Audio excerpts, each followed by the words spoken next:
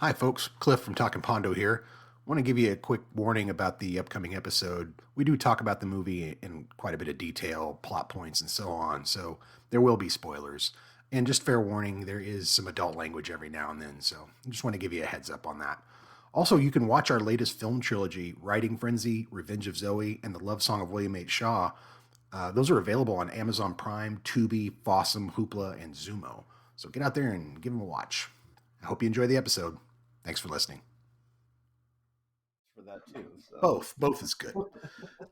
Talking about it helps. That's true. Right? True. Yeah, talking about it helps. Thanks for bringing up a movie that basically dredges up a bunch of stuff for Marty that allows us to get it worked out in therapy right through the podcast. That'll be good. So we appreciate that. All right. Like you said in your podcast, I hope this movie didn't affect anybody negatively. Well, see you next time. I'm like, well, like the guy said, everything happens for a reason, right? Yeah. Welcome to Season 3 of Talking Pondo. Talking Pondo is a podcast where Cliff and Marty give each other a film to watch and talk about them in detail. Some episodes will include a special guest.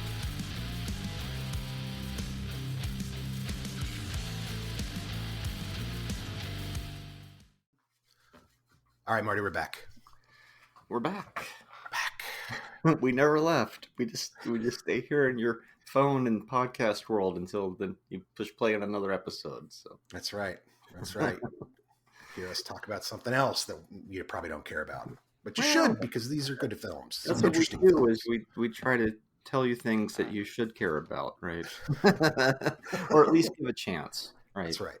It's Talking Pondo with guest. Once again, I'm Marty as always, except for the weeks where I'm Cliff, but we won't get into that. I'm Cliff this week. Yeah, this is not Biosphere, which our guests recently reviewed. So I got to hear that one still. That's you should definitely listen to that one, folks. That was a fascinating episode. I listened to it today on my walk, and yes. So who are our guests this time, Cliff? So Season 3, Episode 13. I have a bit of a cold, so you'll probably hear me cough like right now. We have the Hoeys with us, and super excited about that. It's the Hoeys, right? Hoeys. The Hoeys. Always think like Chips Ahoy. Chips Ahoy's. There we go. We have the Hoeys. We have the Chips Ahoy's, our good friends Danielle and Jim. Hey, guys. From Bravo from the B-side. Yeah. We stuck their stuff in our movie. Yes, that's how much we like them. I still show people that picture. That's fantastic. And then tell them to watch the movie. So yeah. Well, we were happy to do it. It's a lot of fun. Kind of just, hey, put them in the background right there. Yeah. Our returning guest, you may remember last time around where we talked with them about the African Queen and Friday the 13th. That was a good one. That was way back in Season 2. That was. I feel like today's episode is going to be, our films are a little more kind of like we talked about, a little more polarizing. So I don't know if we're going to, it was like Friday the 13th was kind of a love fest, and then so was African Queen. It's like, oh yeah, great horror movie, great, but maybe not for these. We'll see. Oh, you never know. It's 2 indie movies today, I guess you would say, and also, I had never seen either one of these films before. I didn't know what either one of them was, so they were both total blind picks. Yeah, no, I'd never seen either one of these either. Mm-hmm.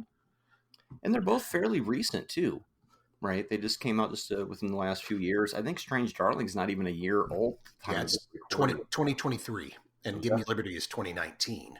So which those are our movies today, by the way, folks. Oh, yeah, not doing our 80s classics today. We're doing a little more modern today. And so we gave them Strange Darling, or I should say Cliff gave them Strange Darling, and then they gave us Give Me Liberty. Indeed. Right. So, what should we start with? I don't even know.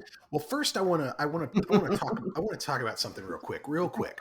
So, and we kind of tend to banter around for a little bit, but I had this thought, and Danielle, Jim, jump in here and with your thoughts on this, but I was listening to an old episode, and it was the Tootsie episode, right? Oh, yeah. And then after that, I listened to the Friday Barbie episode. And in the Tootsie episode, you were kind of like, I don't really feel like this is culturally significant. And it was at the time, but it's kind of dated now, right? And cool. What Oh, that's for Tootsie, yeah. yeah, for Tootsie. But then when you're Barbie, you're like, this is going to be influential for a long time. And all I could think of was like, I guess time is going to tell on that. Like, It will. Yeah, I don't know. is Barbie going to kind of stay culturally influential, or is it going to fade like Tootsie did and kind of be kind of trite and I silly? think it's because, like I mentioned on that one, because Barbie has been around forever, and it's so ingrained that Barbie movie is just going to be passed to generation, almost regardless of its quality, is what it seemed like. But will it have that cultural impact? Well, I guess that's what we'll see. My guess is I think it will, but you never really know. Yeah, you never do. That's why. But I had that thought while I was listening to both of them and went, I may bring that up on the podcast and just talk about it. But what do you, Jim, Danny, what do you think? So I actually listened to that episode just the other day while I was working, and I was kind of like on everybody's side there, like with Tootsie. When it came out, it was a mainstream. Rocky Horror Picture Show did well in the underground movies because that's kind of what they were going for. Tootsie, to me, because I saw it in the theater when I was a kid, it was quite different. It wasn't Walter Matthau and Jack Lemmon dressing up as women, right? It wasn't 50s, 60s schlocky, oh, look, fun stuff. This was a real examination on not really even role reversal, but the idea that he's going to try and be a woman to get a job. It was novel. A lot of the humor was very similar for the time period. Very Blake Edwards type stuff. Yeah, very Blake Edwards. Yeah, I can see that. I mean, I think Tootsie should be culturally relevant as a milestone of where we were and where we are. How we view that, and if we were to remake that, maybe then it's good that it becomes culturally kind of trite. Like we've moved so far from it, we look at it and go, "Well, that's true. That was stupid. That was a big deal." Yeah, we thought that was daring. Yeah, and the question is why would we ever think that was daring? It's that whole thing of it should just be. We shouldn't even be picking on these topics and stuff and everything. Barbie, I think, will remain culturally relevant simply because it has the name Barbie in it. And 20 years from now, Marty is saying it's been around so long and everybody knows what it is, right? Yes, and they're going to continue to, and they're just going to say, oh, Barbie movie, what's that? And kids will see it, but maybe mom or dad will be watching it with them, and maybe it'll make them same thing. Back then, this is what they were trying to, throw out. We don't have to worry about that today. God, wouldn't that be nice? But, so I think it will. I would watch Tootsie over the Barbie movie again. If I had to. Might too, actually. Yeah. You bring Danny, what do you think? So I've been thinking about this. So I listened to the episode where you guys talked about Barbie. I have not listened to the one where you talked about Tootsie. But I haven't actually seen Tootsie. Oh, okay. So I might have seen portions of it, on TV or something growing up on, whatever movie day. But I think it's possible Barbie could be a, cultural touchstone movie. We brought Lily to the drive-in to see Barbie. And she didn't pay attention basically at all to the whole film. Well, we had one of Danny's friends. Her daughter's one of Lily's friends as well, so we brought them with us, and it was Lily's first drive-in theater experience. Oh, so great! And they used it to that advantage. They were sitting in the back of the car. We were sitting in lawn chairs, talking, eating popcorn, eating that awful food. Concession stand pizza. Gotta have that hot dog that's been rolling on those rollers. Yes. Those stale nachos. With that nuclear orange cheese sauce. Yes, please. Right? But I was also thinking about more recent, God, I feel old when I say more recent, but movies that have become cultural touchstones, but maybe were not intended necessarily to be that. And one that comes to mind is Mean Girls. Yeah. Good. That's a good call. And I watched it a billion times as a teenager. It was great. And I was waiting my entire parenthood I was waiting for the day when I could show that to Lily. Right? When she with that, like, it was a time, then she knew she'd get it. Like, you knew it'd really have the impact, right? Yeah. And she loves it too. There you go. Right? And you're like, yes, my job as a mother is complete. Yeah. But with Barbie, I don't think, like, if I had, if Lily was younger or whatever, or maybe I could show it to her, when she was young, but I don't feel like I would feel the need to show her Barbie. Do you know what I mean? Mm-hmm. Mm-hmm. Yeah. Well, I tell you what, if they remade Barbie with a Mean Girls vibe, I would absolutely. I'd watch that. I'd pay for it. Sure. Mm-hmm. And, yeah, Barbie. I mean, I didn't have any problems with Barbie, and I don't want to hash the movie. I just, I thought, because it's definitely, I think, culturally significant now. But will it be? Tootsie is at this point 43 years old. Marty, 20, mm-hmm. It's 82. So it will. Think of Barbie in 2068. Right? Like that's a long fucking time from now. Depends on what the world looks like. Yeah. I mean, were people even gonna fucking watch movies? I know a kid. I got a kid at work. I work with. He's like, I don't watch movies. I watch YouTube videos. Like, what are you talking about? You don't watch movies? Oh yeah. I don't like movies. It takes too long. It's too much of a commitment. I don't want to sit there for an hour and a half. That's what Lily does. That's what our kid does. She doesn't want to watch movies. No. It's so funny, Cliff, that you said that, because I was just listening to the beginning of a Mark Maron episode, mm-hmm. and he was talking about he's not trying to take sides, but he's got a lot of young comedians on his show that are doing 20-minute YouTube videos, 10-minute YouTube videos. They're not doing specials, and he said someone explained it to him, because he's like, I'm old school. If I do a special, it's 1 hour. That's how you do it. But it's the attention span. Someone said that they've done studies where it's that whole thing. You can write a great article for the New Yorker, but can you read it while you're in the bathroom, right? While you're taking a dump. So you got like 4 columns, beginning to end. That's got to be it. Next story. I was thinking about that today. Our attention spans in movies and stuff. It worries me. It greatly worries me. It worries me that, in my opinion, film is the greatest of art forms because it combines all of the other art forms together. You need craft, you need construction, you need art, painting, you need artistry, you need sewing, you need crafting, you need writing, you need acting, you need camera work, you need lighting, you need logistics. Almost the music. Breadth of human existence, you need music, exists within film, and it scares me that people aren't paying attention to it anymore, and I worry that it dies. Well, all the kids are going to Minecraft. They just like different things and trashing the fucking theater. They're treating it like it's Rocky Horror Picture Show. You seen that shit? Full circle. Woo! And good on them. I mean, I get that. That's fun. But I've ran a movie theater for 7 years now. I'll clean up after Rocky Horror Picture Show. It's god awful. I mean, can you blame them? They're being introduced to Jack Black, probably for the first time, most of them. Right. Yeah, that's true. Oh, true. Yeah.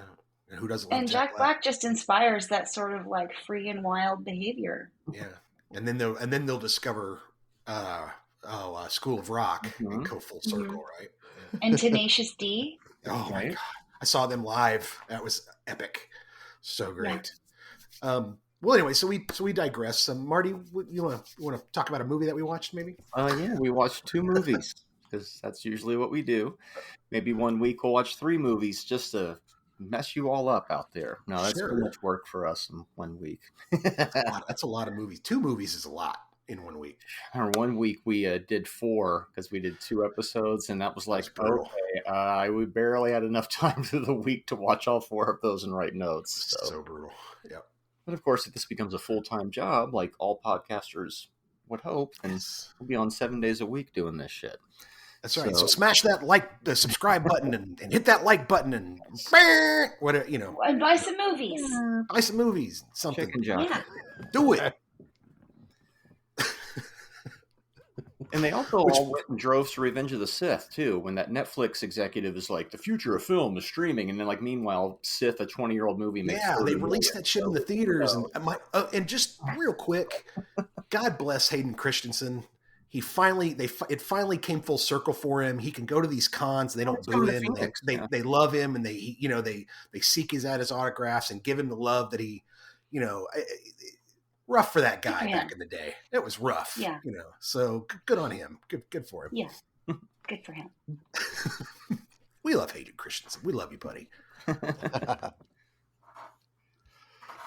one, Marty? What are we doing here? So let's start with Give Me Liberty. Let's do chronological release date. This one came out. When did this come out? Give Me Liberty, 2019. 2019. So that's right. It was just before the pandemic. I remember on your all's podcast, the Bravo episode, which you all should listen to, either right now or right after this. You're done listening to this, where you mentioned several things happened that if they hadn't gotten their funding right when they did, the movie probably wouldn't have happened. So they managed to get right in before 2020. COVID, who knows what that would have done to this film? Yeah, perfect timing. Yeah. So, what is this anxiety attack of a film, Cliff? Give Me Liberty, 2019, an hour and 50 minutes long, not rated. If I was to rate it, I would say PG-13. That's probably about right. In this freewheeling comedy, medical transport driver Vic risks his job to shuttle a group of rowdy seniors and a Russian boxer to a funeral, dragging clients like Tracy, a young woman with ALS, along for the ride. This is directed by Kirill Mikonosky. It's written by Alice Austin and Kirill Mikonosky. Stars Chris Galust, Lauren Lolo Spencer, and Maxim Stoyanov. Let's see your storyline. In a freewheeling comedy, medical transport driver Vic risks his job to shuttle a group of rowdy seniors and a Russian boxer to a funeral. It's the same fucking thing. And that's basically the movie. Now it happens within, there's a milieu of like a riot going on that, in the city that is very important to the story because he's constantly late throughout the film because he's having to drive around this riot and he's driving people that he shouldn't be driving here and there. Mm-hmm. But yeah, so that's the film. The film is basically about this kid. He wakes up, he gets his grandfather out of bed. His grandfather tries to burn the fucking place down by spatchcocking some chicken in a fucking cast iron skillet. And then I didn't know it was a comedy, and I'm sitting there going, "What?" I didn't either. I didn't either. I didn't know it was supposed to be funny. So for me, it was so fucking stress inducing to watch this thing. It was just like, oh no, Jesus Christ. I got up at one point and made sure I had extra blood pressure medication because I was like, I'm just in case. But it was stressful. Yeah. Well, I totally get that. I have a recurring nightmare for years about either I'm late or somebody else is late. Sure, yes. And it's always I just need 10 more minutes, just 5 more minutes, just 10 more minutes, just 20 more minutes. And that's all this dude says to the whole fucking movie. And so I'm just like, oh my God. He just makes one bad decision after the other. It's like, oh, fine. All you get in here. Let's go to the funeral. They're not your responsibility. You're horrible at your job. Just take the people to their jobs. He feels for it, and he also gets the guilt tripped a little by him too. But. So I'll say this about the film. I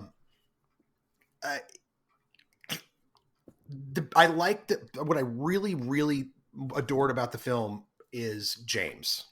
I like James a lot. Of course. Yeah. Oh, yeah. He's my favorite. He's got that great voice, and he's the only person in the movie talking any fucking sense. You're right. You're right. Everybody else is off on their own fucking just wah! And James is like, listen, you gotta fucking, I love life, and life's great, and here, bash that cigarette for me because I don't have arms and shit, or if I do, I can't use them. Listeners, what you need to understand about this movie is that there's a lot of disabled people in this movie. He works for a service that, he has a van and that's what he does is he carts disabled people around. He lives in a Russian community with his grandfather, and he ends up having to transport a bunch of Russians to a funeral while also transporting these disabled people around. Mm-hmm. You've got the girl who is, needs to go to get to the concert so she can sing Rock Around the Clock, which she fucking does constantly in the movie. Yes. You've got Steve, who's my other favorite character, he can't vocalize. Yeah, he rings the most true to me. Yeah. All I could think of was like, what fucking job are they going to get Steve? Like, okay, I mean, cool, but what job are they going to get Steve? That's interesting. But I love that he's like, you think Steve's not there, but like every time they talk to Steve responds, he's like, yeah, Yes. or whatever. Oh yeah, Steve totally knows what's going on. Yeah, he totally knows what's going on. He's with it. Steve's got his own agency. He's not fucking around. So. Yeah. Yeah, I was dying to know what you guys thought of this movie, and it seems like it caused a lot of anxiety. It did. Yeah. I love the fat guy too. Like at one point he's like, I'm on 4 shots of insulin a day. And I was like, God damn, 4 fucking shots of insulin. That's one every 6 hours, my guy. You need special permission from insurance to do that. Really? Wow. Yeah. Man, that's, and then I love the part where he leaves him at the restaurant and he goes to pick him up and he's like, 6 hours in my favorite fucking restaurant. They just kept bringing me food. That's not good for me. It doesn't help my weight loss. Yeah. I lost 90 pounds at the hospital. I think it was fucking weird, dude. Jesus, boy. I mean, I feel bad for that guy. He's big. He's a big guy. Yeah. Yeah. And I love how that guy just never stopped talking. The actor that they got to play him. He was great. Awesome. Yes. And the performances in it for the people as limited as they were good. Mm-hmm. It felt very... It felt like Sean Baker on methamphetamines. I was going to say it did remind me of like Starlet, and people compared it to Uncut Gems. I haven't seen that movie. Yeah. Oh God. Okay, so very anxiety-inducing as well. That's another one that I did not enjoy due to the anxiety-inducing factor of it. Yeah, and it is. It's Adam Sandler, and it's all about chasing some jewels, and it's but like although Starlet uses actors, but they feel like they didn't use actors. Well, I guess the older woman in that, she wasn't an actor, so I guess it's kind of like a half and half. It's that slice. It's that more that slice of life. Yeah, that it's very slice of life, and I worry. I watched Anora, and I watched it win those Oscars, and I was happy that Sean got those Oscars, but they were like, it's a comedy, and the comedies don't usually win at the Oscars, and I thought that was a comedy. Like, am I and then I'm like, Gimme Liberty's a fucking comedy. Am I not getting comedy beats anymore? Am I? I think there's a level of comedy where it's like when it causes you so much stress that all you can do is laugh. Like you can't help but laugh at the situation that's going on. That's I feel like the kind of comedy that it was. I want to tell you why I enjoyed this movie so much. Please, I definitely think our listeners should hear it, and I should too. It reminded me, and there's one we just saw, "Come As You Are." We that'll be the next episode coming out. I recommend it. Okay. Give Me Liberty reminded me so much of you guys and your storytelling and why we love it so much, because even though it is heightened circumstances, the guys getting at each other and they're on this side, they're on that side. You guys deal with the real life stuff, the little quibbles, right? Mm-hmm. So, Billy is a giant asshole, and now he's like, the savior, and he's bringing around to people what he's learned, and just the interactions that they have, the dialogue that they have. Mm-hmm. You guys do that so well, and it's what makes it so much fun. And this movie, that frenetic energy. We stopped almost halfway through, and I turned to Danny and I said, I am so uncomfortable. Oh shit, dude! I stopped this movie 3 or 4 fucking times. But I told her, I said, but not in a bad way. Because I had so many of those days, especially as a young man, where you get up and the shit bomb starts dropping, and they don't stop. And you were saying like he makes one bad decision after another. Yeah, I was watching it as there isn't a good decision he can make. This poor guy, that's it's true gonna too. bite him in the ass. Yeah, he doesn't take the old people. Then he goes home and now he's hated amongst all the old people, right? And they won't watch his grandfather or some shit like that. Yeah, I hear you. His grandfather burns the apartment building down. Yeah, his grandfather burns the fucking apartment building down. It's like, how the fuck did you get that much smoke into that apartment building? Like, where the hell did you film that? That's the part, to me, the logistics of how they shot a lot of it was, to me, the most impressive part of it. Like, I really didn't enjoy the anxiety in the story as much. I definitely hated the ending. I did not like that smooth to black and white riot ending. It just did not work for me. one of my other favorite scenes is where he's cooking the chicken with the old lady, and and they're just having this whole conversation, and like I love that scene too. And then again, coming back to James at the end and listening to him kind of, I'm just asking you man to man, are you doing this, or what are you doing with your life? Kind of get your shit together. I liked that quite a bit, because watching Vic for an hour and 50 minutes, that's what I would tell him. Dude, you got to get your shit together.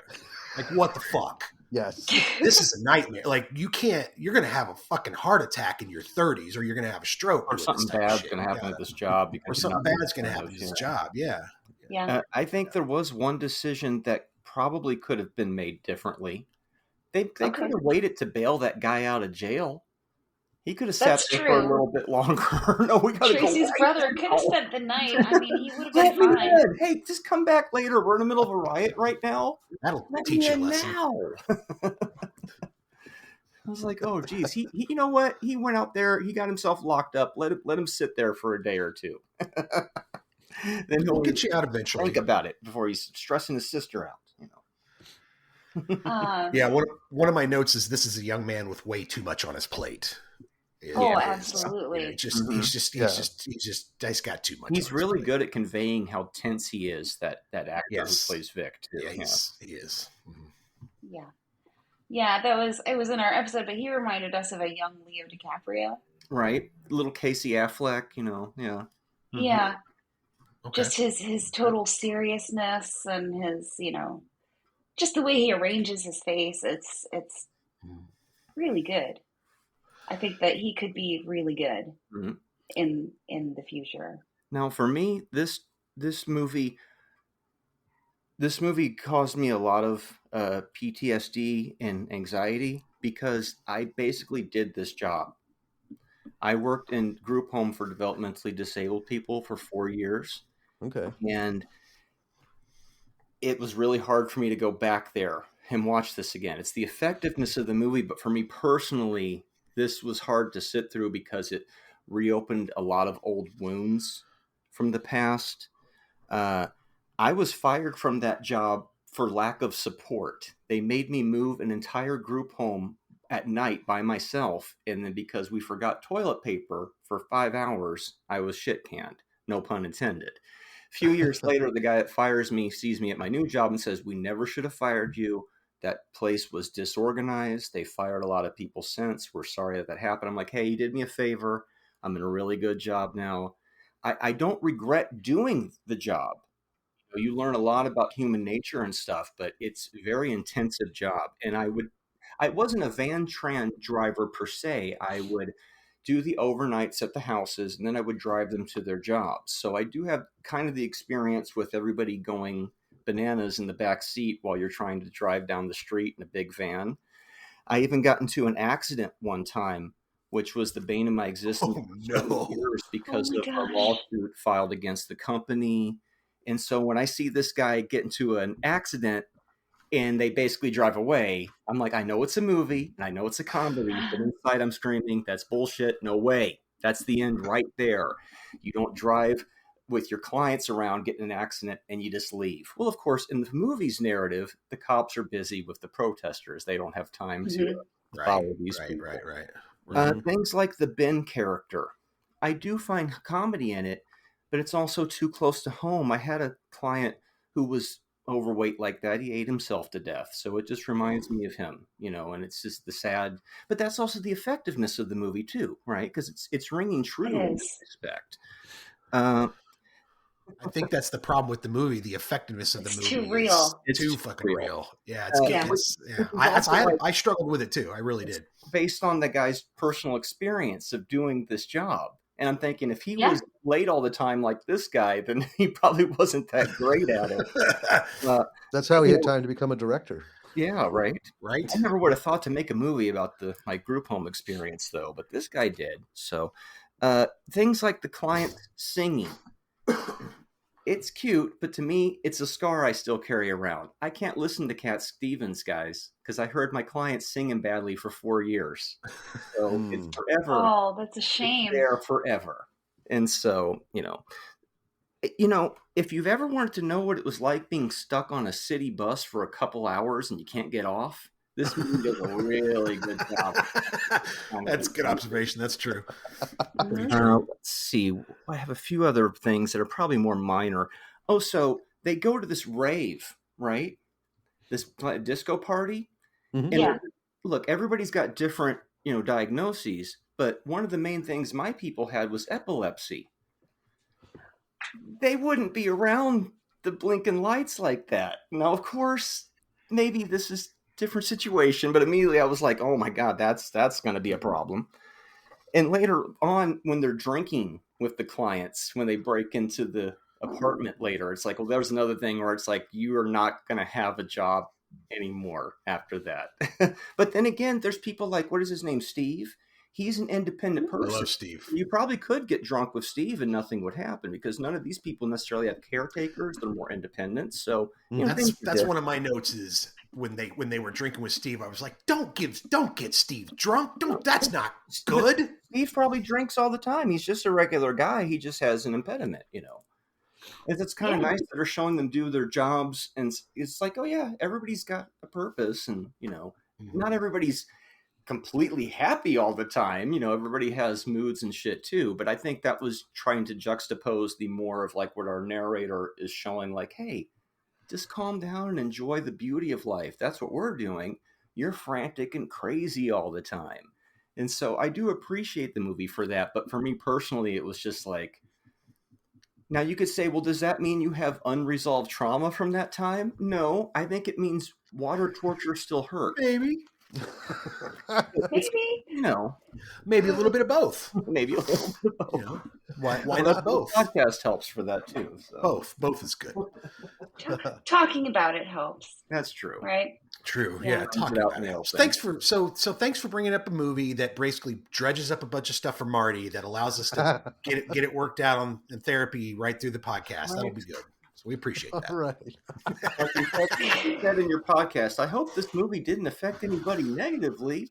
Well, see you next time.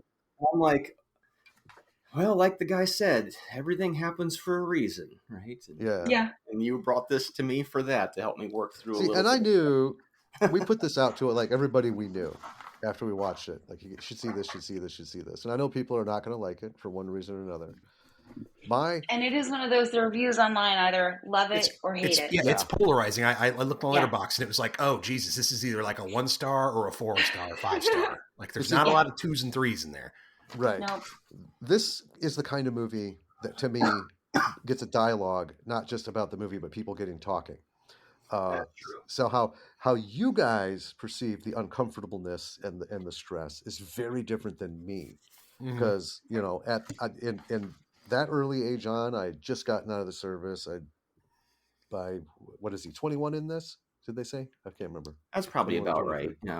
Yeah. So at 22, I had just relearned to walk and trying to figure out my life, and you get these shit jobs, and so many days in a month you wake up and it just does that. It's this cataclysm of stuff. But also growing up in that kind of neighborhood, growing up in an Irish neighborhood where nobody had much of anything, I still look back at, I don't want to relive it like physically, but I look at it with a fondness. That wisdom bit. And when I don't know, when I watched this, I loved pretty much everything about it, from the technical to the storytelling.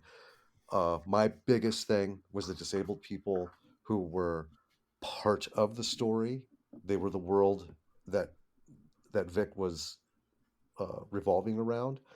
And it seemed the first real representation to me. That really struck hard and heavy inside, because, like I said on the podcast, so many people do this and it's more of a, okay, we're checking off the list so we can look culturally sensitive and politically correct and blah, blah, blah, blah.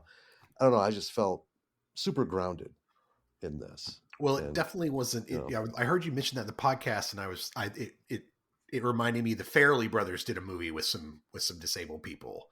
What was it? It was with Johnny Knoxville as the lead.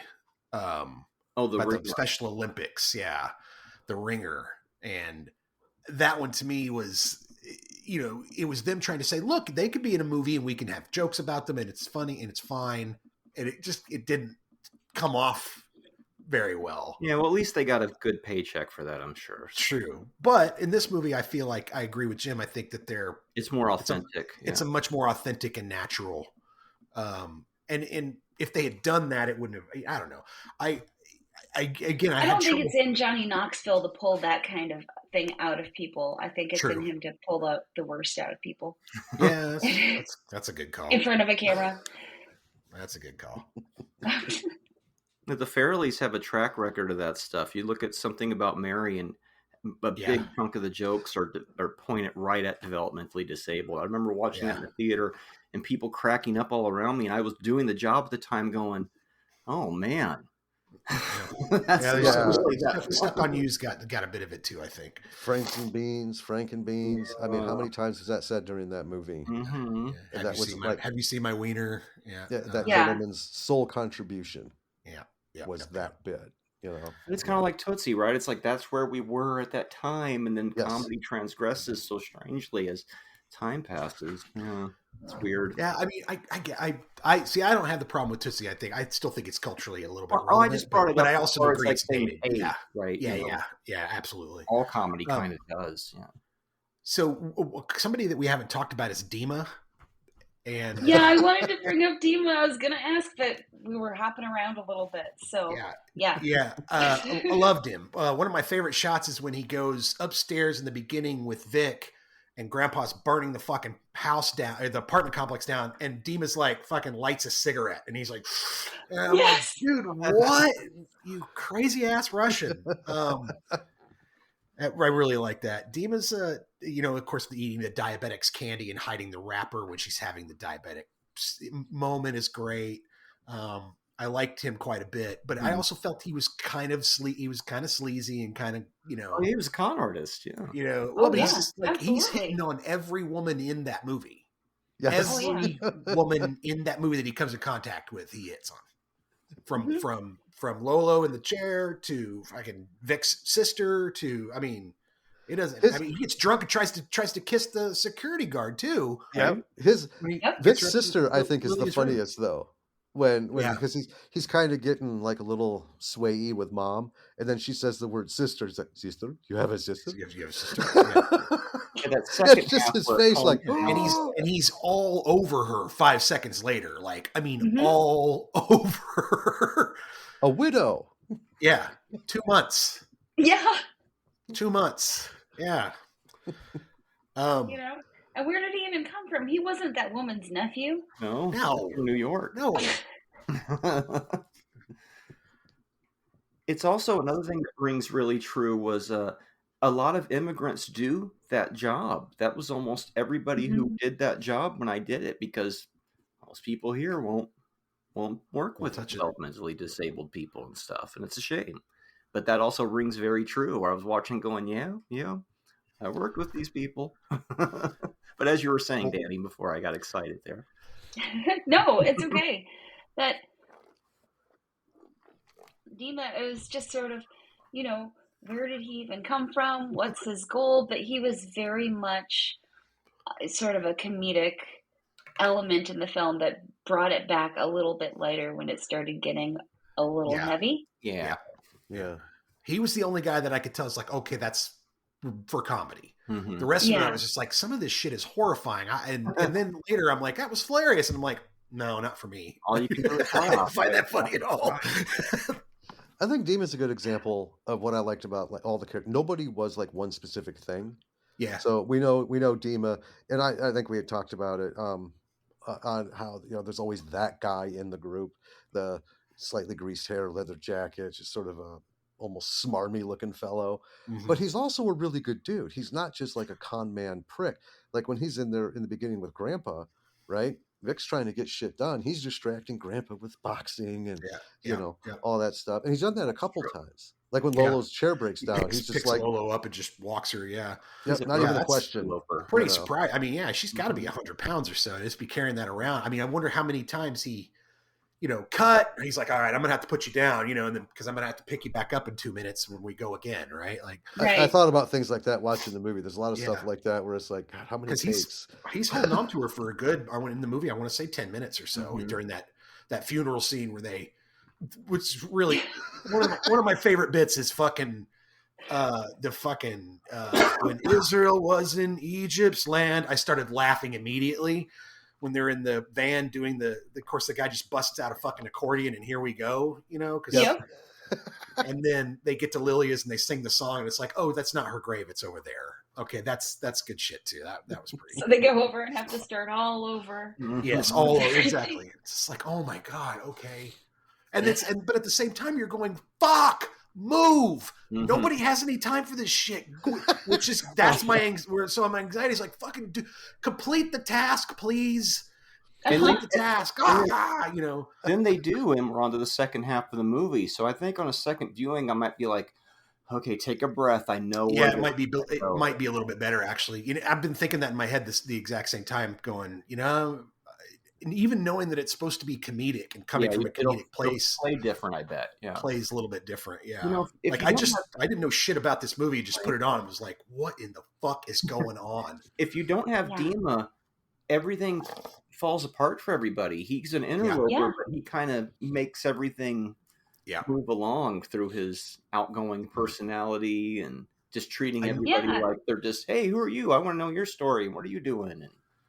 Yeah, he's the one who brings everyone to Lilia's apartment. He's the one who gets the door open for everybody. He's the one who helps Vic, even though Vic doesn't want him around. Yeah, he's got the bail money. Yep. Money at the end. I knew he was going to get that fucking sauerkraut on him. Like the minute he put that jar up and he couldn't open it and he put it in his bag, I was like, he's going to open that jar and get sauerkraut all over it at some point. Guaranteed. Yeah. And he just didn't even worry about Grandpa's half-burnt, half-raw chicken. He was just like, all right. Blackened chicken. That is another part that's super scary for me because it's just like, dude, that oil's going to catch and we're all going to die. Please don't let Grandpa cook. And I will say that he's taken that kettlebell and beaten the shit out of that chicken in the morning. I was like, is he spatchcocking that fucking chicken with a kettlebell? And then I listened to the episode and Danny, you're literally like, and he's spatchcocking a chicken with a kettlebell. I'm like, okay, that's exactly what he was doing. Yep. So it is kind of like Glory in that respect, where it's like, you can either cry or you can laugh. What are you going to do with your life? And they're like, well, the world is burning around us. Let's smile. That's kind of what I get from this movie in a way. Yeah.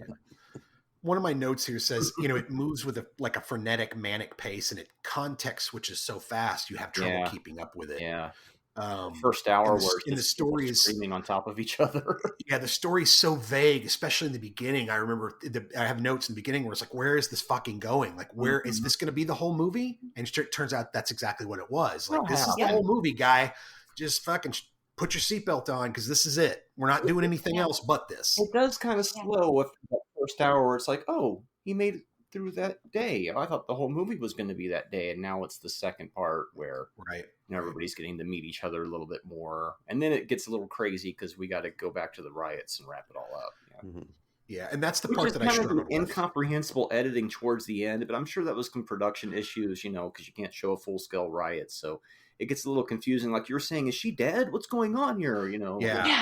Yeah, that's what I thought. I was like, they're going to kill her, and this movie is going to have a really stupid fucking ending. And it didn't. Comedy. It wouldn't have an ending like that, right? Or it might. We've seen. I mean, and I don't mind the mix-up. I mean, if that's what they want to do, if it works for me, then go for it.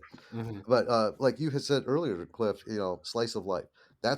You'll win me over with a slice of life film pretty much 9 out of 10 times.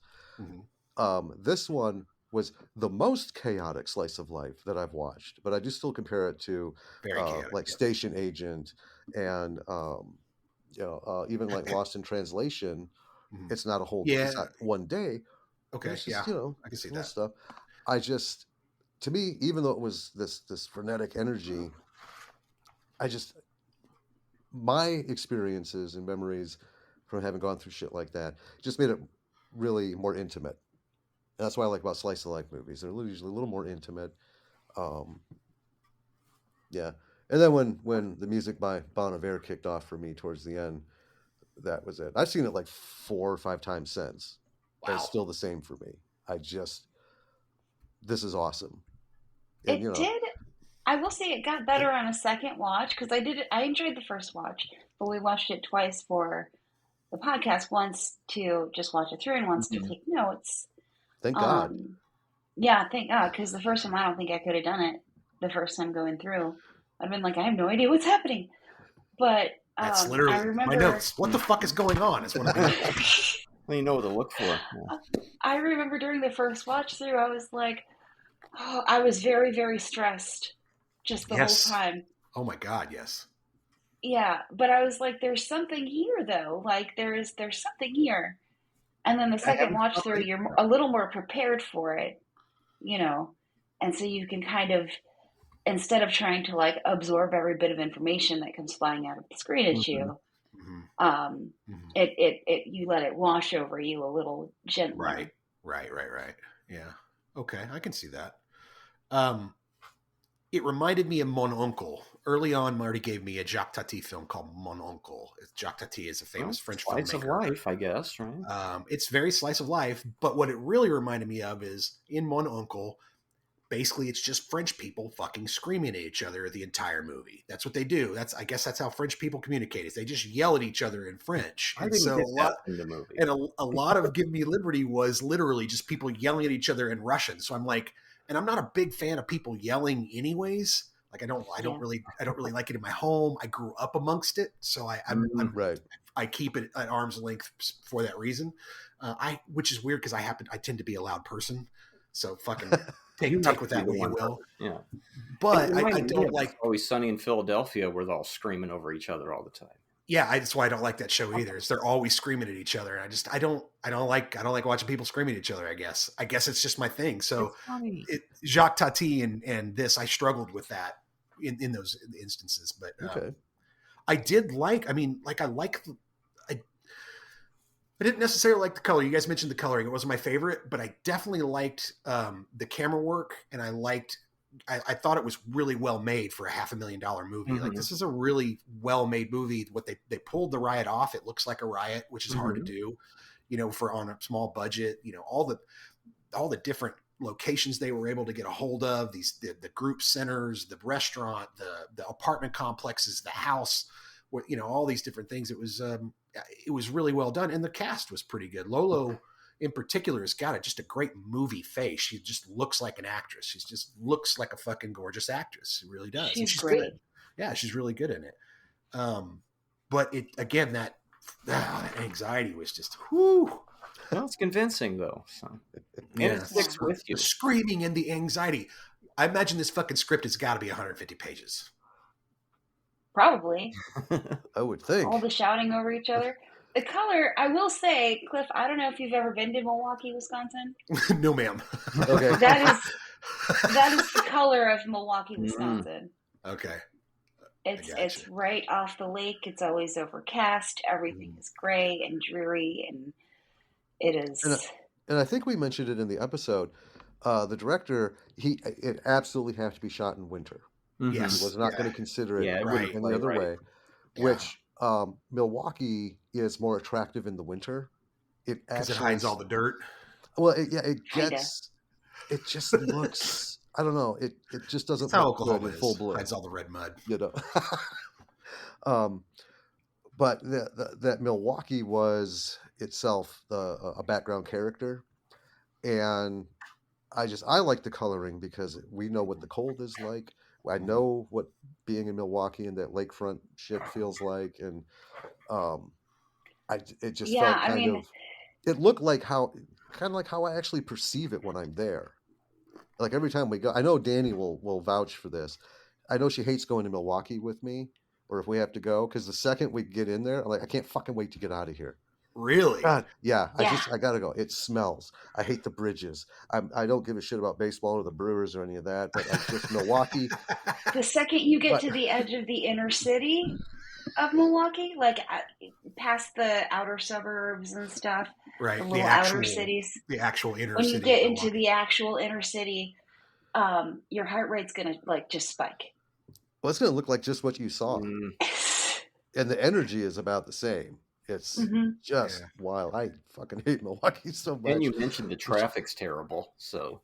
Oh, yes. I lived in New Jersey for a while and did some trips to New York City, and the anxiety level in New York City is kind of that way. Like until you get used to it, and then it becomes very common. But at first you're just like you've got your head on a swivel, you're constantly looking behind you or you're looking up, and there's people fucking moving past you and yelling, and there's hey, look, there's a bum taking a shit. What's going on? Hey, somebody's flipping me off. I don't even know what I did. Cliff, that's why Dima is so calm.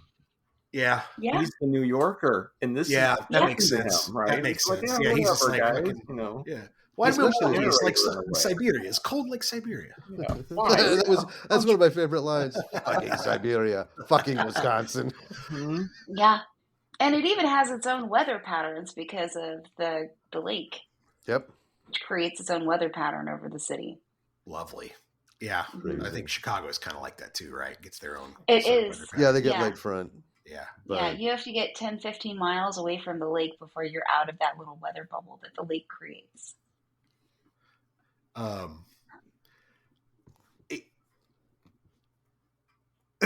This is it's great moments and visuals, but it's just for me, it got drowned in a frantic insanity that I just couldn't kind of get past. And maybe it's like you said, maybe second viewing, sometimes when you do something new that's really frenetic or crazy, you sort of are like, I don't know if I like that. And then you go try it again, and you're like, actually, that wasn't too bad. Now that I'm kind of getting, the steps of it or the rhythm or the cadence of it down, it makes a little like more a roller sense. coaster. It makes a little more sense to me, right? Like, maybe trying to, go line dancing or some shit where you're like, I didn't make any sense. I couldn't get the steps and I couldn't, not that I line dance, but I couldn't get the steps and everybody, I was bumping into people, but it was kind of fun.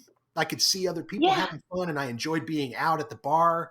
I'm going to try it again. And then it's like, maybe it's a little better.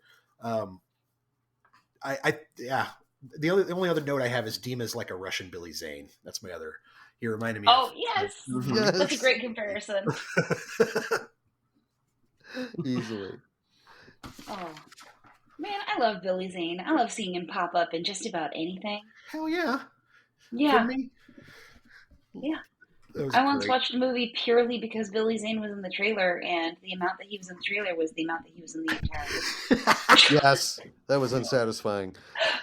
That's part of a good segue of one of my points about the next movie is watching every movie that an actor you likes movies, like watching all of those and the results you get from it, as opposed to watching all of a director's movies. And I think with the director, you can get a little more consistency, but with an actor, they got to pay the bills. So not everything is going to be the most amazing thing in the world. And some things you'll go, what did I just watch? But if you like the actor, you sit through it, right? Because you're watching it just because they're good. Yeah, sometimes Billy Zane shows up in an asylum film for 15 seconds so that they can put him on the billing label. Shit. I mean, Bruce Willis did that shit for the last 5 years of his career. You pay him $1 million, he'd show up it was a day's worth of work for $1 million for Bruce Willis to be in your movie. Awesome. You want Bruce Willis in your movie? $1 million. Boom, he'll show up for a day. They could have got half of Bruce Willis for this movie, but then they wouldn't have had anything else. Right, that's true. Can we get Can we get Bruce Willis for a half a day? How much for half of a Bruce Willis? Now, I think we're better off hiring who they did and making the movie. How much for just one rib? Just put it in my hand. Just put it in my hand. No, we're doing I'm going to get you sucker lines. It's nothing to do with any of these movies. So, did you have a favorite quote from the movie, Marty? Oh, for Give Me Liberty? Yeah. Not offhand. If I watched it again, I'd probably pick one. I picked one. Okay. It's James, and it's God does not like ugly. And I thought that's a fucking tough statement coming from that dude. That's a tough statement coming from a guy in that position. But it's also that's what I like about James is that James is telling the truth the whole time. Yeah. James ain't trying to paint you a pretty picture. He's not trying to make you feel good. He's just telling you the truth. Mm-hmm. He is. Come and go. Yeah. Yeah. They say that when you die, your heart gets weighed against a feather, right?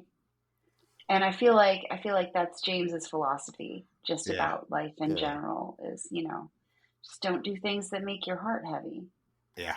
I liked him, his role in it, how it was written, or whatever they did. Mostly You needed because James. that bit in the beginning caught me so off guard. Yeah.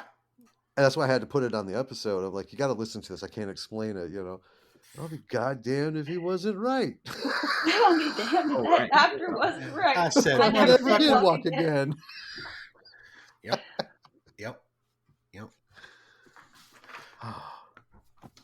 Did you guys happen to have a favorite quote from the movie? For me, I think it would probably be James's. I'll be goddamned if you were right. That doctor wasn't right. I mean, that's pretty much it. I was just Dima a big with the salt. Oh, the salt cabbage. Yes. Yeah. I think my catchphrase is 10 minutes. Just give me 10 minutes. I'll be there in 10 minutes. No shit. Because that fit in with the whole vibe that really struck me. Because I heard that.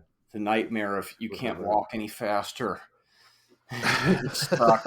Isn't it 10 more minutes? Just need more time. What is it? 10 minutes? 20 minutes? 5 minutes? You needed 10 minutes 10 minutes ago. Look, I'll be there when I'll be there. Well, we're going to fire you, but we're shorthanded. Here, go out and get somebody else. Yep. I can imagine that actually city bus drivers probably living that sort of a life. Yeah. Probably. Yeah, in Madison, I took the bus a lot as a kid and witnessed a lot of that. Well, even more recently, just a few years ago when I was taking the bus to and from, where I was working at the time. Oh, yeah, the west side. I got the west side. Oh, man. West side. I had one bus driver that on the way back, he would just fly through downtown. And if you weren't up and ready to hop out the bus to his stop, you were not getting out there. Ding, ding, ding, ding, ding, ding, ding. He'll give you a rolling stop at 1.25 miles an hour, and if you're not brave enough to go, then you're going for a ride. Yeah, I hope you're not wearing heels. That's all I gotta say. Yeah, I guess Vic could have been a little more transparent with everybody, but he wouldn't have been Vic that way if he would have stopped and go, "Look, I'm taking them to a funeral. The blah blah blah. Just tell everybody what you're doing." He's not communicating with anybody. He's just having another cigarette and driving like a lunatic. That's what I mean by his bad choices. Yeah. Yeah. He just refuses to address the shit that's going on. Like he's just letting it pile on as he smokes and tries to make the next stop. That's what that narrator character is basically telling him. Like you have no plan. You're not seeing people on their level. Mm-hmm. Mm-hmm. Well, I like talking about it more than I liked watching it. So honestly, me too. Watch it again, and then I get more out of it, type of thing. But that's the mark of a good movie, though, because sometimes you can't capture everything on the first viewing. Well, yeah, and I think one of the reasons he doesn't tell all the writers and the elderly Russians and everybody else what's going on is because he doesn't want to put that on them, and stress them out about it. That burden, yeah. I mean, that's kind of the thing. I don't know how many siblings you guys have, but I grew up in a house with 14 people. Ooh, so that was my mother, my aunts, older cousins, grandparents. Used to the cacophony. And I mean, that's why this was just like, I've lived this. But in Vic's defense, that is because like Russian immigrant communities are very tight knit. Mm-hmm. The Irish neighborhood I was in, it was like 6 blocks. That's very tight knit. And that is just how it is. Yeah. Grandpa says you got to take these people. Yeah, you're going to take them. Yeah. Right. But still in his head, because he's so young, he's like, well, I'm going to get him there and I got to get this done. And I think one of my favorite funny bits is the dispatcher, you're already a half an hour late. How's 10 more minutes going to help you? And he's just trying to do it and then deal with his own thing. And, that everyone has a thing. But yeah. So you probably relate most to the guy from New York then, because you're used to being around a house full of people talking all at once and having 12 people in the house. Oh yeah, like Always Sunny in Philadelphia. That's one of our jams. Yeah. We were just talking about how I love it when they're all talking, because if you do it right, you can hear everybody, and you don't it doesn't just go right. and then it's over. And they get a review of their bar one time where it says something like it's just basically people screaming on top of each other, and they're like, yeah, that's why I don't like the show. At least they acknowledge it, it's kind of funny. It's like, Jesus, stop well, screaming. Lily watches it. We let her start watching it, and she's been blowing through it because now it's on Disney Plus. Wow. What the fuck? Yeah, because they own Hulu. I just read an article that they made when the Book of Boba Fett came out, they made him change the name of Slave One to Fire Spray. They made him refer to it by its model. They'll put fucking It's Always Sunny in Philadelphia on Disney. Okay, sure. Yep, because they own Hulu. The mouse has lost its goddamn mind. And they're trying to do all this stuff. So she's like, I don't care. I'm watching it. And she can depending on how intense they are, she can only watch a few episodes. Mm-hmm. And then she's like, got to take a sunny break. Yeah, because it is a very high energy for her, and she is not. Doesn't handle that easily. Mm-hmm. So she's an only child, and I grew up in a sort of Brady Bunch situation, and so there were always people talking over each other, and so now one of my comfort shows is The Thick of It, in which Peter Capaldi just yells at everyone for the whole show. Well, speaking of yelling, why don't you yell out a rating? How about that? What are we doing? Out of 5? Yep, it's 5 stars. I'm solid 5 for me. Mm-hmm. Solid Same. 5. Yeah. 5. I'm gonna go 2.5. I didn't hate it, but I didn't really like it. I'm also 2.5. Yeah. I reserve the right to upgrade that because I will probably try this again because I think again. I didn't know it was a comedy. It definitely didn't have comedic beats for me other than Dima's stuff. Like I literally thought, Jesus Christ, that old man's going to burn everybody down with that fucking chicken and kill everybody. That's not funny. But apparently it was supposed to be funny, right? So yeah, I'm gonna reserve the right after we watch to maybe bump up my score. Yeah, in the fine tradition of guests bringing movies on that they adore, and me and Cliff go, welcome to the club. But don't worry, Cliff does this to me almost every other week, and I do it to him as well. And we've been screenwriting partners for like almost 40 years, so it's good to have the diversity in our tastes. It's true. It's true. I think we help block each other's bad ideas that way. Yeah, we need to start. We need to start warning our guests that we don't guarantee that we're going to love your movie. Well, you know what? No, that's totally okay because that's what friends do. Actually, it's a good episode too. I think. Yeah, I'm actually kind of curious about everyone's thoughts about the next movie. So am I. I think Jim and I have differing opinions on this film. Okay, and so I'm wondering, Marty and I do too. Yeah. I think Marty and I do too. I just want to throw out there for the record, Marty. One of these days, I would love to sit down and talk to you at length about Dark Star. Oh, okay. They're putting a 4K release of that out, by the way. They are. Yeah, I heard you make a comment. I can't remember which episode. It was just a couple, but it had come up. You had made a comment about Dark Star in reference to having done something on it before. We did. We reviewed it early on in our podcast. Okay. Yeah, very early episode. Yeah. Not everyone has to like it. I just like it. I think people like us, and this is what is so fun having met you guys, is we can talk film without trying to draw blood, right? This isn't no. Fuck you, Cliff. It's not personal. Yeah. It's like, no. I mean, at the bottom of the... That's just because we don't like the same movies doesn't mean we can't be friends. Yeah, it's art. I will say, I feel genuinely bad, Marty, that this movie sort of triggered I am really I'm glad I watched it, though. Bad memories for you. I mean, that just means it was effective. Yeah. It was, as we talked about it, and I talked about how it hit me. I started to realize how effective the movie was. I was going to give it like 1 star because I was just like, here's how it made me feel, but as I talk about it, I'm like, fuck, you know what? That's kind of the point of art. It's supposed to affect you and to get an emotional response. So if it did that, and in fact, the worst films are the ones that you have no emotional response to. Where you're just like, it was like watching fucking paint dry for an hour and a half. Dear God, I wasted my fucking time. I don't even remember it. But if you have any kind of a visceral reaction to it, the art has done its job, right? Mm-hmm. Yes. So that's why I was like, I got to give it at least 2.5 stars. I got to at least say it's watchable, it's well made, the production value was good. It's not, it's everything's in focus. You can hear it, you know, all these technical things that it needed to be, it achieved. And then it told a story, one that I had to literally stop the movie and like walk around my apartment for a little bit and then put it back on. Because I was just like, Jesus, okay, this movie's really testing me. Hard.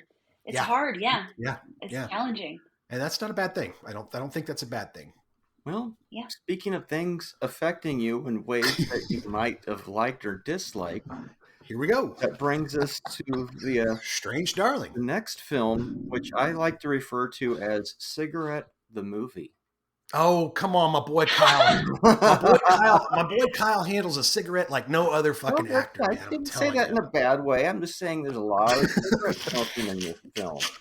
There's a shitload of smoking in the film. And all right, Strange Darling. Strange Darling, a movie that I started, and then after a few minutes, as I'll get into a little bit, I paused it and I went, "Oh, I'm sorry, Give Me Liberty. We had a pretty good thing going there. I so hard on you.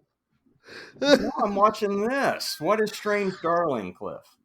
2023, Strange Darling, rated R. 1 hour and 37 minutes. Nothing is what it seems when a twisted one-night stand spirals into a serial killer's vicious murder spree. Directed and written by J.T. Molnar, stars Willa Fitzgerald, Kyle Gallner, and Madison Beatty. We've seen Kyle on this program before. In fact, we've seen him twice. He was in CBGB that we reviewed, and then he was in Dinner in America, which, in my opinion, is his best work. That's a great movie.